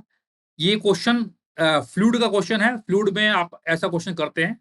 ऑफ कोर्स ये फ्लूइड का भी क्वेश्चन बन सकता है और ये काइनेमेटिक्स का भी क्वेश्चन है। देखिए जब आप ग्लिसरीन में डालते हैं तो होता क्या है कि पार्टिकल पर अपोजिट डायरेक्शन में एक विस्कस फोर्स भी लगता है, और mg नीचे है, और विस्कस फोर्स जो है it is proportional to minus V velocity, मतलब माइनस मतलब डायरेक्शन अपोजिट है। तो जैसे जैसे वेलोसिटी बढ़ेगी विस्कस फोर्स बढ़ेगा। एक ऐसा मूवमेंट आएगा जब आपका विस्कस फोर्स इस mg को बैलेंस कर लेगा। ऑफ कोर्स यहाँ पे बॉइंट फोर्स भी लगेगा Fb, तो Fb और Fb मिलकर mg को बैलेंस करेंगे तो उस समय वेलोसिटी कांस्टेंट हो जाएगी। तो फाइनली जो वेलोसिटी कांस्टेंट होने वाली है, तो इस समय देखिए वेलोसिटी बढ़ रही है घट रही है, तो ये ऑप्शन नहीं होगा। सी ऑप्शन में लगातार बढ़ रही है, ये भी नहीं होगा। यहाँ पहले कांस्टेंट थी फिर घट रही है, ये भी नहीं होगा। तो आंसर क्या होगा, बी होगा। B is the only option.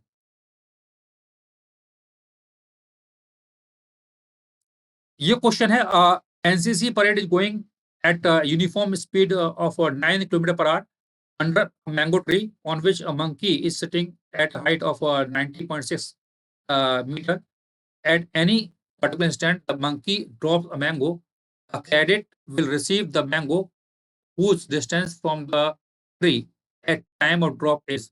तो आपको बताना है कि वो कौन सा कैडेट इस मैंगो को रिसीव करेगा। ये क्वेश्चन अगर आपने देखा होगा तो एससीबी में भी है, बहुत ही स्टैंडर्ड क्वेश्चन है और इस तरह के क्वेश्चन जेई में पूछे जा सकते हैं।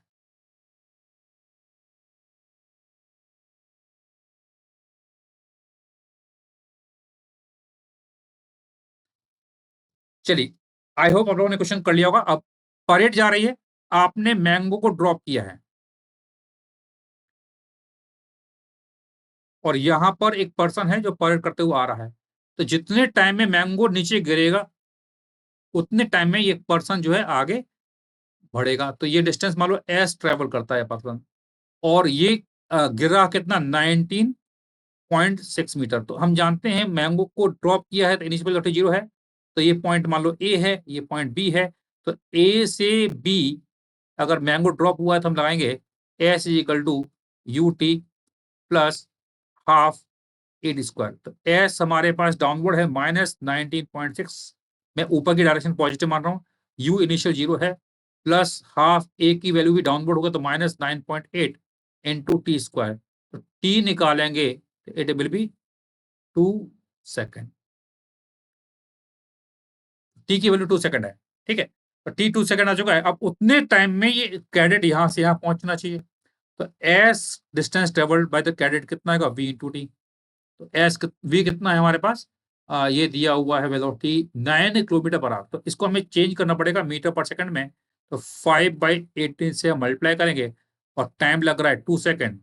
तो ये आपका आ गया कितना, it is 5 metre. Answer will be A.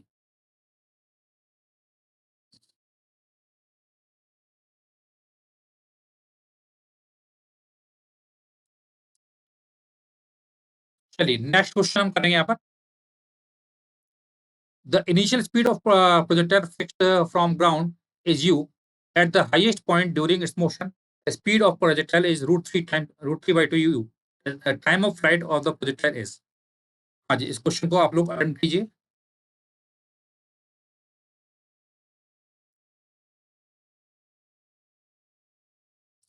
I hope आप लोगों ने क्वेश्चन को अटेम्प्ट कर लिया होगा। इनिशियल स्पीड दे रखा है यू, तो यानी कि यहाँ पर अगर हम पार्टिकल को प्रोजेक्ट करते हैं with some initial speed U at some angle theta, तो ये पार्टिकल क्वेश्चन में लिखा हुआ है ऊपर जाता है नीचे गिर जाता है और हाईएस्ट पॉइंट पर जब पहुंचता है तो वेलोसिटी है √3 u/2 और एक्स डायरेक्शन की वेलोसिटी यहाँ से आएगी यू cos थीटा। और हम जानते हैं कि एक्स डायरेक्शन की वेलोसिटी चेंज नहीं होती है। तो यू cos थीटा कितना आएगा, √3 u/2।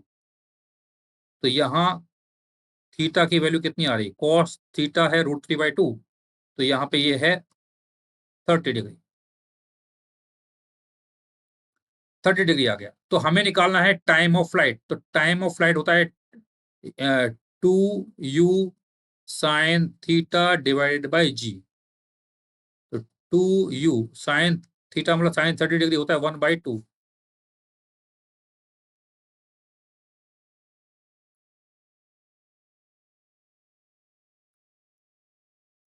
1/2 डिवाइडेड बाई जी।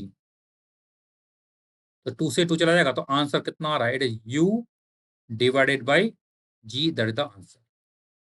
तो इसका आंसर आएगा बी। ये 20 क्वेश्चन थे, सिंगल चॉइस क्वेश्चन थे। अब आगे जो क्वेश्चन है वो इंटीजर टाइप क्वेश्चन आएंगे। 5 क्वेश्चन इंटीजर टाइप क्वेश्चन है। तो आगे आपको आपको यहाँ पर आंसर्स इंटीजर टाइप में निकालना है, इंटीजर में निकालना है। ऑप्शंस नहीं दिए होंगे, आपको आंसर्स टीचर में निकालना होगा। तो नेक्स्ट क्वेश्चन है, तो आंसर बी हो गया। If A and B makes an angle of cos inverse 5/9 with each other, then mod of a plus b बराबर है root times of mod of a minus b। For mod of a is equal to n times of mod of b, the integral value of n is। तो आपको n की integral value क्या होगी वो निकालनी है। सॉल्व कीजिए।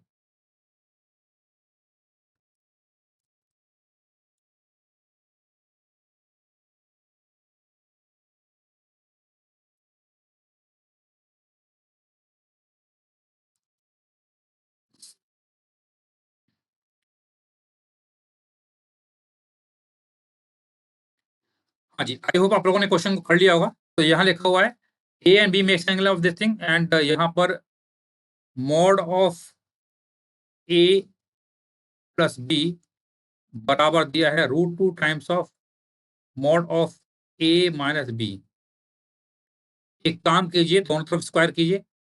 तो मॉड ऑफ इसका स्क्वायर करेंगे, यहाँ पे भी स्क्वायर हो जाएगा, इसका भी स्क्वायर करेंगे, तो ये होता है A square plus B square plus 2ab cos theta. यहाँ 2 और यहाँ आएगा A square plus B square minus 2ab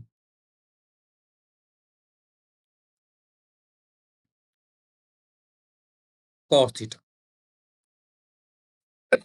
अब देखिए, यहाँ लिया है मॉड ऑफ ए बराबर है एन टाइम्स ऑफ बी, तो ए की जगह लिखेंगे हम यहाँ पर N square B square plus B square plus 2 times of N B square, और कॉस थीटा है 5/9, और यहाँ 2 टाइम्स ऑफ यहाँ आएगा N square B square plus B square minus 2n B square cos theta.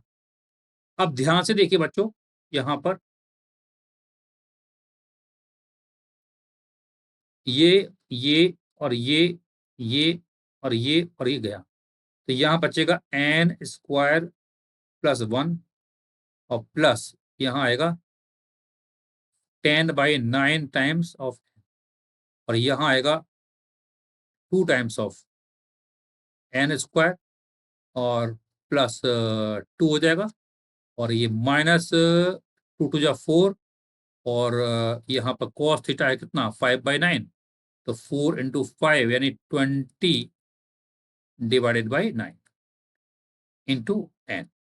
अब देखो ये एन में क्वाड्रेटिक बन रही है, तो इसको इधर ले जाएंगे तो ये आएगा एन स्क्वायर, और ये इधर जाएगा तो -30/9 एन, एन स्क्वायर -30/9 एन, और यहाँ +1 बराबर 0। ठीक है, ये हो गया। तो यहाँ पर ये हो गया 10 और ये हो गया 3। तो N square minus 10n/3 plus 1 बराबर 0।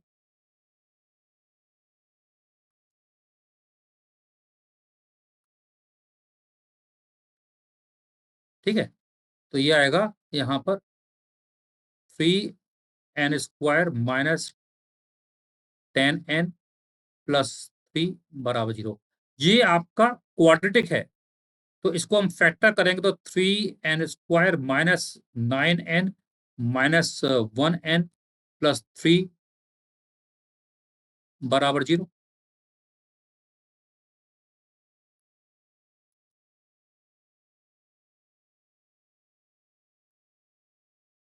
ठीक है, ये आ गया। तो 3n² माइनस 9n माइनस 1 + 3 बराबर 0। तो यहाँ से हम सॉल्व करेंगे तो 3n कॉमन लेंगे तो n-3 और -1 लेंगे तो यहाँ आएगा n-3 ओनली बराबर कितना है 0।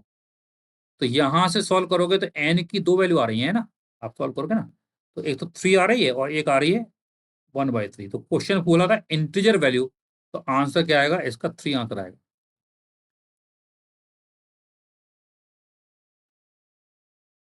Next, the speed of swimmer is 4 kilometer per hour in still water.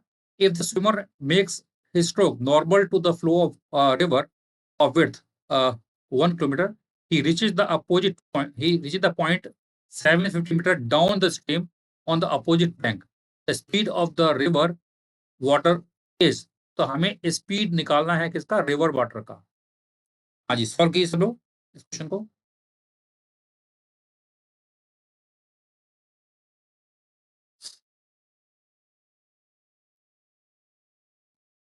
I hope आप लोगों ने क्वेश्चन को सॉल्व कर लिया होगा। तो यहाँ क्या बोल रहा है, रिवर है और स्विमर जो है अपना स्ट्रोक करता है इस डायरेक्शन में, makes an stroke normal to the river flow. तो और रिवर अगर आगे फ्लो हो रहा है विद सम वेलोसिटी u, और इसकी वेलोसिटी है कितनी, 4 किलोमीटर पर आवर, और रिवर आगे जा रही है तो ये क्या करेगी, इसको आगे भी मूव कराएगी। तो यू इधर मिलेगा, तो ये पर्सन जो है वो कुछ इस प्रकार से जाके यहाँ मिलेगा। लेट्स से ये स्टार्टिंग पॉइंट मान लो ए है, अपोजिट पॉइंट ये मान लेते हैं बी है, और ये पर्सन पहुंचा सी पर। तो ये आगे कितना गया, 750 मीटर, यानी 0.75 किलोमीटर। तो मैं सारा यहाँ पे किलोमीटर और आर में बात कर लेता हूँ। तो ये इतना डिस्टेंस ट्रेवल कर चुका है। तो निकालना क्या है आपको, स्पीड ऑफ रिवर निकालना है, और लिखा हुआ है width of river is given to you 1 kilometre. तो ये 1 किलोमीटर विड्थ ऑफ रिवर है। तो इसको अगर मैं एक्स मान लेता हूं और ऊपर के डायरेक्शन में मैं वाई मान लेता हूं, तो इन वाई डायरेक्शन, तो वाई डायरेक्शन में अगर हम बात करते हैं तो वाई डायरेक्शन का डिस्प्लेसमेंट 1 है, तो हम लगाएंगे एस बराबर वी टी। एस कितना है 1, वी कितना है 4, और टी निकालना है, तो टी कितना आया 1/4 आर। तो टी आ चुका है 1/4 आर, ठीक है। और इतने टाइम में ये आगे बढ़ा, तो इन एक्स डायरेक्शन,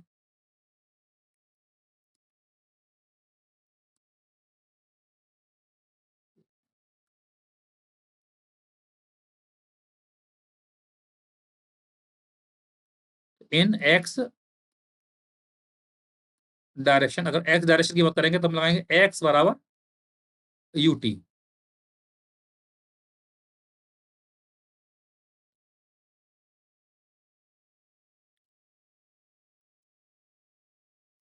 तो एक्स कितना है 0.75, यू कितना है निकालना है, टी कितना है 1/4। तो इसको सॉल्व करोगे तो यू आएगा, तो 4 से मल्टीप्लाई करेंगे, it will be 3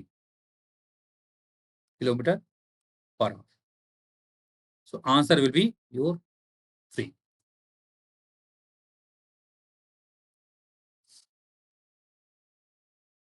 next question है, two bodies are projected from ground with some with same speed 40 meter per second at two different angles with respect to horizontal. The bodies are found to have same range. If one of the body was projected at an angle of 60 degree with horizontal, then sum of the maximum height attained by the two projectiles is. तो आपको निकालना है sum of maximum height. Please solve it.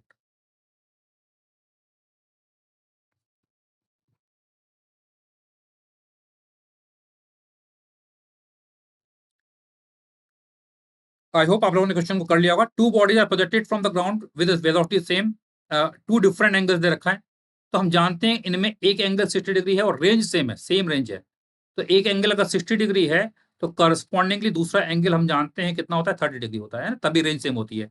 तो हमें maximum height का निकालना, formula हम जानते हैं you square sine square theta divide by 2g। तो हमें दोनों का सम निकालना है। तो मान लो पहली हाइट h है, दूसरी h1 है, दूसरी h2 है, तो टोटल सम जो होगा, सम हमें निकालना है यहाँ पर।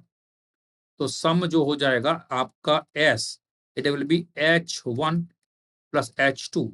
h1 कितना आएगा you square sine square angle कितना है 60 डिग्री डिवाइडेड बाई 2g, और प्लस दूसरा कितना है you square sine square 30 degree divided by 2g। तो just you have to put the values. तो यहाँ s निकालना है, तो you square by 2g common ले लीजिए। साइन 60 होता है √3/2 का स्क्वायर करेगा तो इट इज 3/4, और साइन 30 होता है 1/2 स्क्वायर करेंगे तो 1/4 हो जाएगा।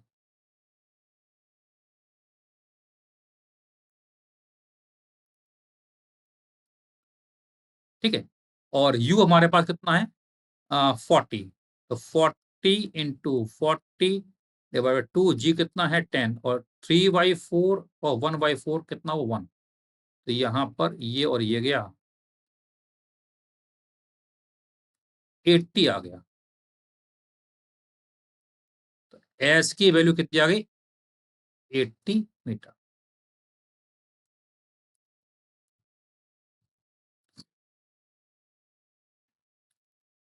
Question number 24. A ball rolls off the top of a stairway with horizontal velocity u. The steps are 0.1 meter high and 0.1 meter wide. The minimum velocity u with which that ball just hit the step 5 of the stairway will be. इस तरह का question भी आपने देखा होगा, ऐसी और में भी था। बहुत ही अच्छा क्वेश्चन है, इसको ट्राई कीजिए।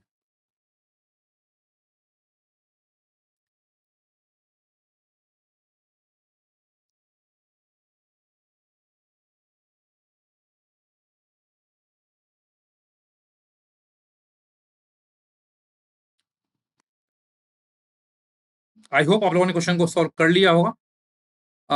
Ball rolls off the top of stairway, तो एक स्टेयरवे दिया हुआ है,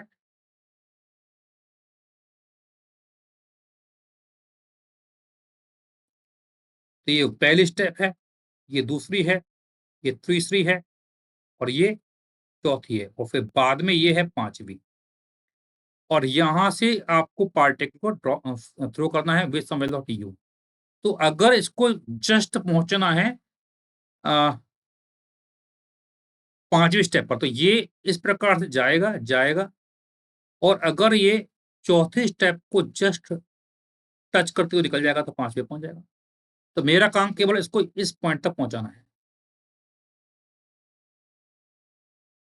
तो देखो ये प्रोजेक्टाइल मोशन हो गया है ना, जो हॉरिजॉन्टल डायरेक्शन में वेलोसिटी है, तो ये हाइट हो जाएगा, यहाँ पे हाइट दे रखा है इसमें, ये है 0.1, तो 0.1 करेंगे तो ये आएगा 0.4 और ये भी 0.4 ही हो जाएगा।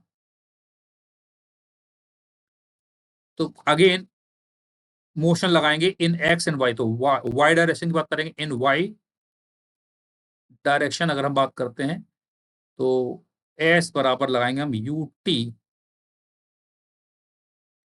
Plus half A T square, तो यू तो हमारा जीरो ही है, एस कितना है 0.4, ऑफकोर्स विद माइनस साइन क्योंकि मैं ऊपर पॉजिटिव मान रहा हूँ। तो और ये हो जाएगा 1/2, ए कितना है -g, that is 10 into T square.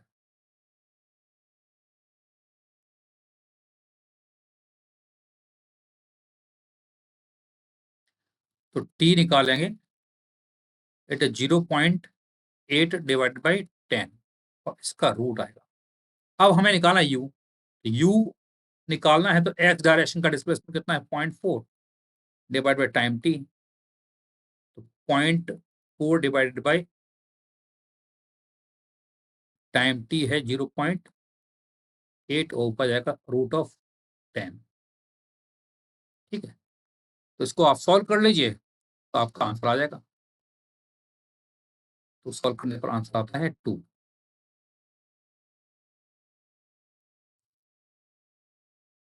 2 आपका आएगा 2 मीटर पर सेकंड, तो 2 इज द आंसर। ठीक है, अच्छा क्वेश्चन है, वो जरूर आप अटेंड कर लेना।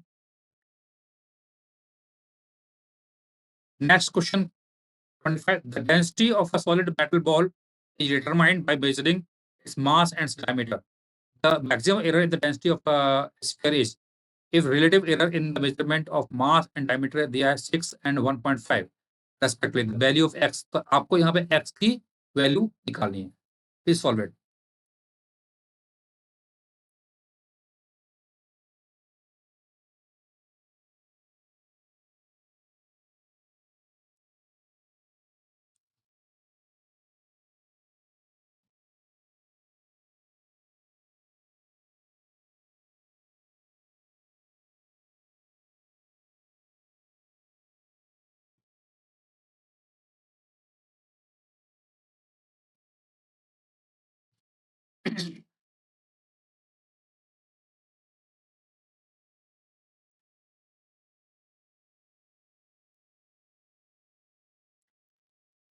आई होप आप लोगों ने क्वेश्चन को सॉल्व कर लिया होगा। लिखा है density of metal sphere is determine, तो रो निकाला। डेंसिटी क्या होता है? It is mass divided by volume. और सॉलिड मेटल स्फीयर है तो मास डिवाइड बाय वॉल्यूम कितना होगा? 4 पाई/3 इंटू आर। आर होता है d/2 का क्यूब। तो अगर मुझे यहाँ पे एरर का फॉर्मूला निकालना है तो टेक लॉग, तो एल एन रो बराबर हो जाएगा L N M minus L N of 4 पाई/3, और यहाँ 2 का स्क्वायर करेंगे, सॉरी क्यूब करेंगे तो 8। 4 पाई/3 इंटू 8 मैं बाहर निकाल देता हूँ, और minus 3 times of L N D हो जाएगा। अब इसको डिफरेंशिएट करेंगे तो डी रो बाई रो हो जाएगा डी एम बाई एम, और minus 3 D D by D.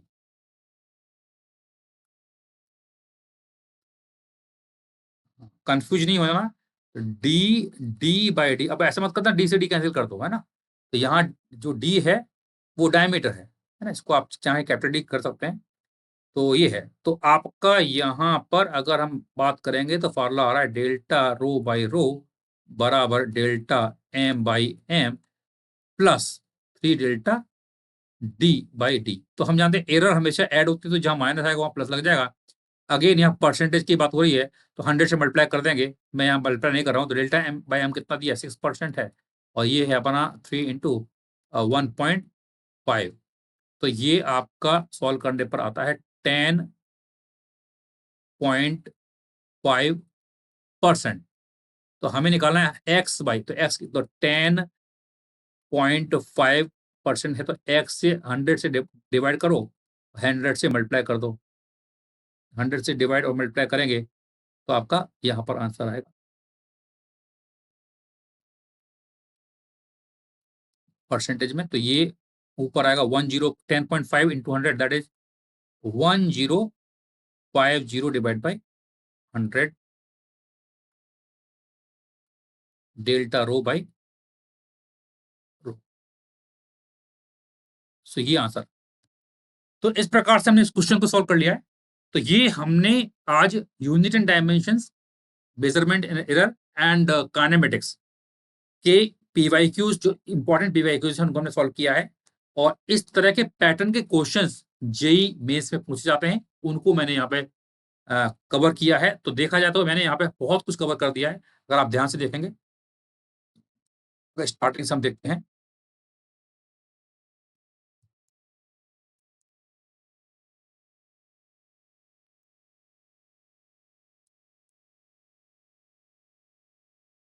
तो हर वैरायटी ऑफ क्वेश्चन यहाँ पर कवर्ड है ना, हर वैरायटी ऑफ क्वेश्चन को हमने यहाँ पे कवर किया है।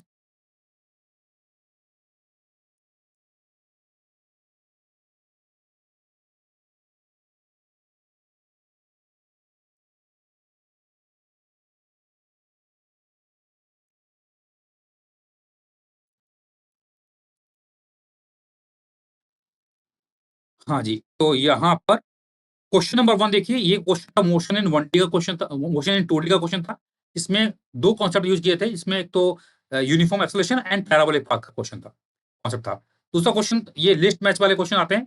तो यूनिट एंड डायमेंशन से ये फेवरेट क्वेश्चन होता है, जिसमें लिस्ट मैच के क्वेश्चन पूछे जाते हैं। तो आपको लिस्ट 1 लिस्ट 2 को मैच कराना होता है। ये बहुत ही ईज़ी क्वेश्चन होते हैं। इसमें अगर आपका 1 या 2 ऑप्शन भी आपने मैच करा दिया तो आपको बाकी ऑप्शन को चेक करने की जरूरत नहीं पड़ेगी। क्वेश्चन नंबर 3 जो था आपका, ये आपका वी वर्सेस टी ग्राफ से भी हो सकता है। मोशन इन 1D का क्वेश्चन था, आप इसको फॉर्मूला लगा के भी इस क्वेश्चन को सॉल्व कर सकते थे। बहुत ही इंपॉर्टेंट क्वेश्चन है, इस तरह के क्वेश्चन आईआईटी पूछता है। क्वेश्चन नंबर 4 जो है आपका रिलेटिव मोशन का क्वेश्चन था, अम्ब्रेला वाला क्वेश्चन था। यूजुअली आईआईटी में रिलेटिव मोशन से क्वेश्चन जेईई मेंस में उतने नहीं पूछे जाते हैं। एडवांस में भी थोड़े बहुत पूछे जाते हैं, लेकिन जेईई मेंस में उतने ज्यादा नहीं पूछे जाते हैं। और क्वेश्चन जो आते हैं रिलेटिवली इजी क्वेश्चन आते हैं। तो ये अम्ब्रेला वाला क्वेश्चन था। नेक्स्ट था particle moving with constant speed circular. तो इसमें सर्कुलर बात का कॉन्सेप्ट था, एवरेज स्पीड भी था, एवरेज वेलोसिटी भी था, और इंस्टेंटेनियस वेलोसिटी भी था। तो ये आपका बेसिक डेफिनेशन पर क्वेश्चन था। ये एसर्शन रीजन के क्वेश्चन जो होते हैं बहुत इंपॉर्टेंट क्वेश्चन होते हैं। इसमें आपको एसर्शन अलग से पढ़ना है, रीजन अलग से पढ़ना है, और देखना है दोनों अलग पढ़ने पर सही है या गलत है? अगर सही है तो आगे आपको पढ़ना है ए बिकॉज़ ऑफ आर। लास्ट ये क्वेश्चन था, इसमें एंगल थीटा पूछा था, प्रोजेक्टाइल मोशन का क्वेश्चन था, मोशन इन 2D। ये क्वेश्चन आपका स्टैंडर्ड क्वेश्चन है, इस तरह का क्वेश्चन समझ लीजिए आएगा ही आएगा जेईई मेंस में, जिसमें 3 इंडिपेंडेंट क्वांटिटी दे रखी होंगी, फंडामेंटल क्वांटिटी दे रखी होंगी और चौथी क्वांटिटी को उसके में लिखना पड़ेगा। ये क्वेश्चन प्रोजेक्टाइल मोशन का क्वेश्चन है। अगेन ये motion in 1D question standard question है और इंपॉर्टेंट क्वेश्चन है। याद रखना टी बराबर होता है रूट ऑफ T1 T2। ये भी देखिए वही सेम क्वेश्चन रिपीट हो गया है ना, फंडामेंटल क्वांटिटी वाला सेम क्वेश्चन, स्टैंडर्ड क्वेश्चन है, इंपॉर्टेंट क्वेश्चन है, रिपीट हो रहा है। ये भी आपका motion in 1D and relative से भी कर सकते हैं क्वेश्चन को, ये भी क्वेश्चन इंपॉर्टेंट है। ये देखिए स्टैंडर्ड क्वेश्चन है एरर का। इस फॉर्मूले पे बेस्ड बहुत सारे क्वेश्चन आते हैं, इसमें आपको जब भी मल्टीप्लिकेशन डिवीजन होता है तो लॉग लेना है और डिफरेंशिएट कर देना है। एक क्वेश्चन ये है प्रोजेक्टाइल मोशन का, ये भी इंपॉर्टेंट क्वेश्चन था।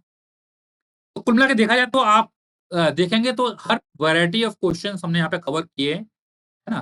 तो आई होप आप लोगों ने काफी कुछ इसमें गेन किया होगा। अगर आपने गेन किया तो प्लीज कमेंट में जरूर लिखना, उससे हमें मोटिवेशन मिलेगा मुझे, और मैं आगे भी इसको कंटिन्यू रखूंगा, वीडियो और भी बनाएंगे।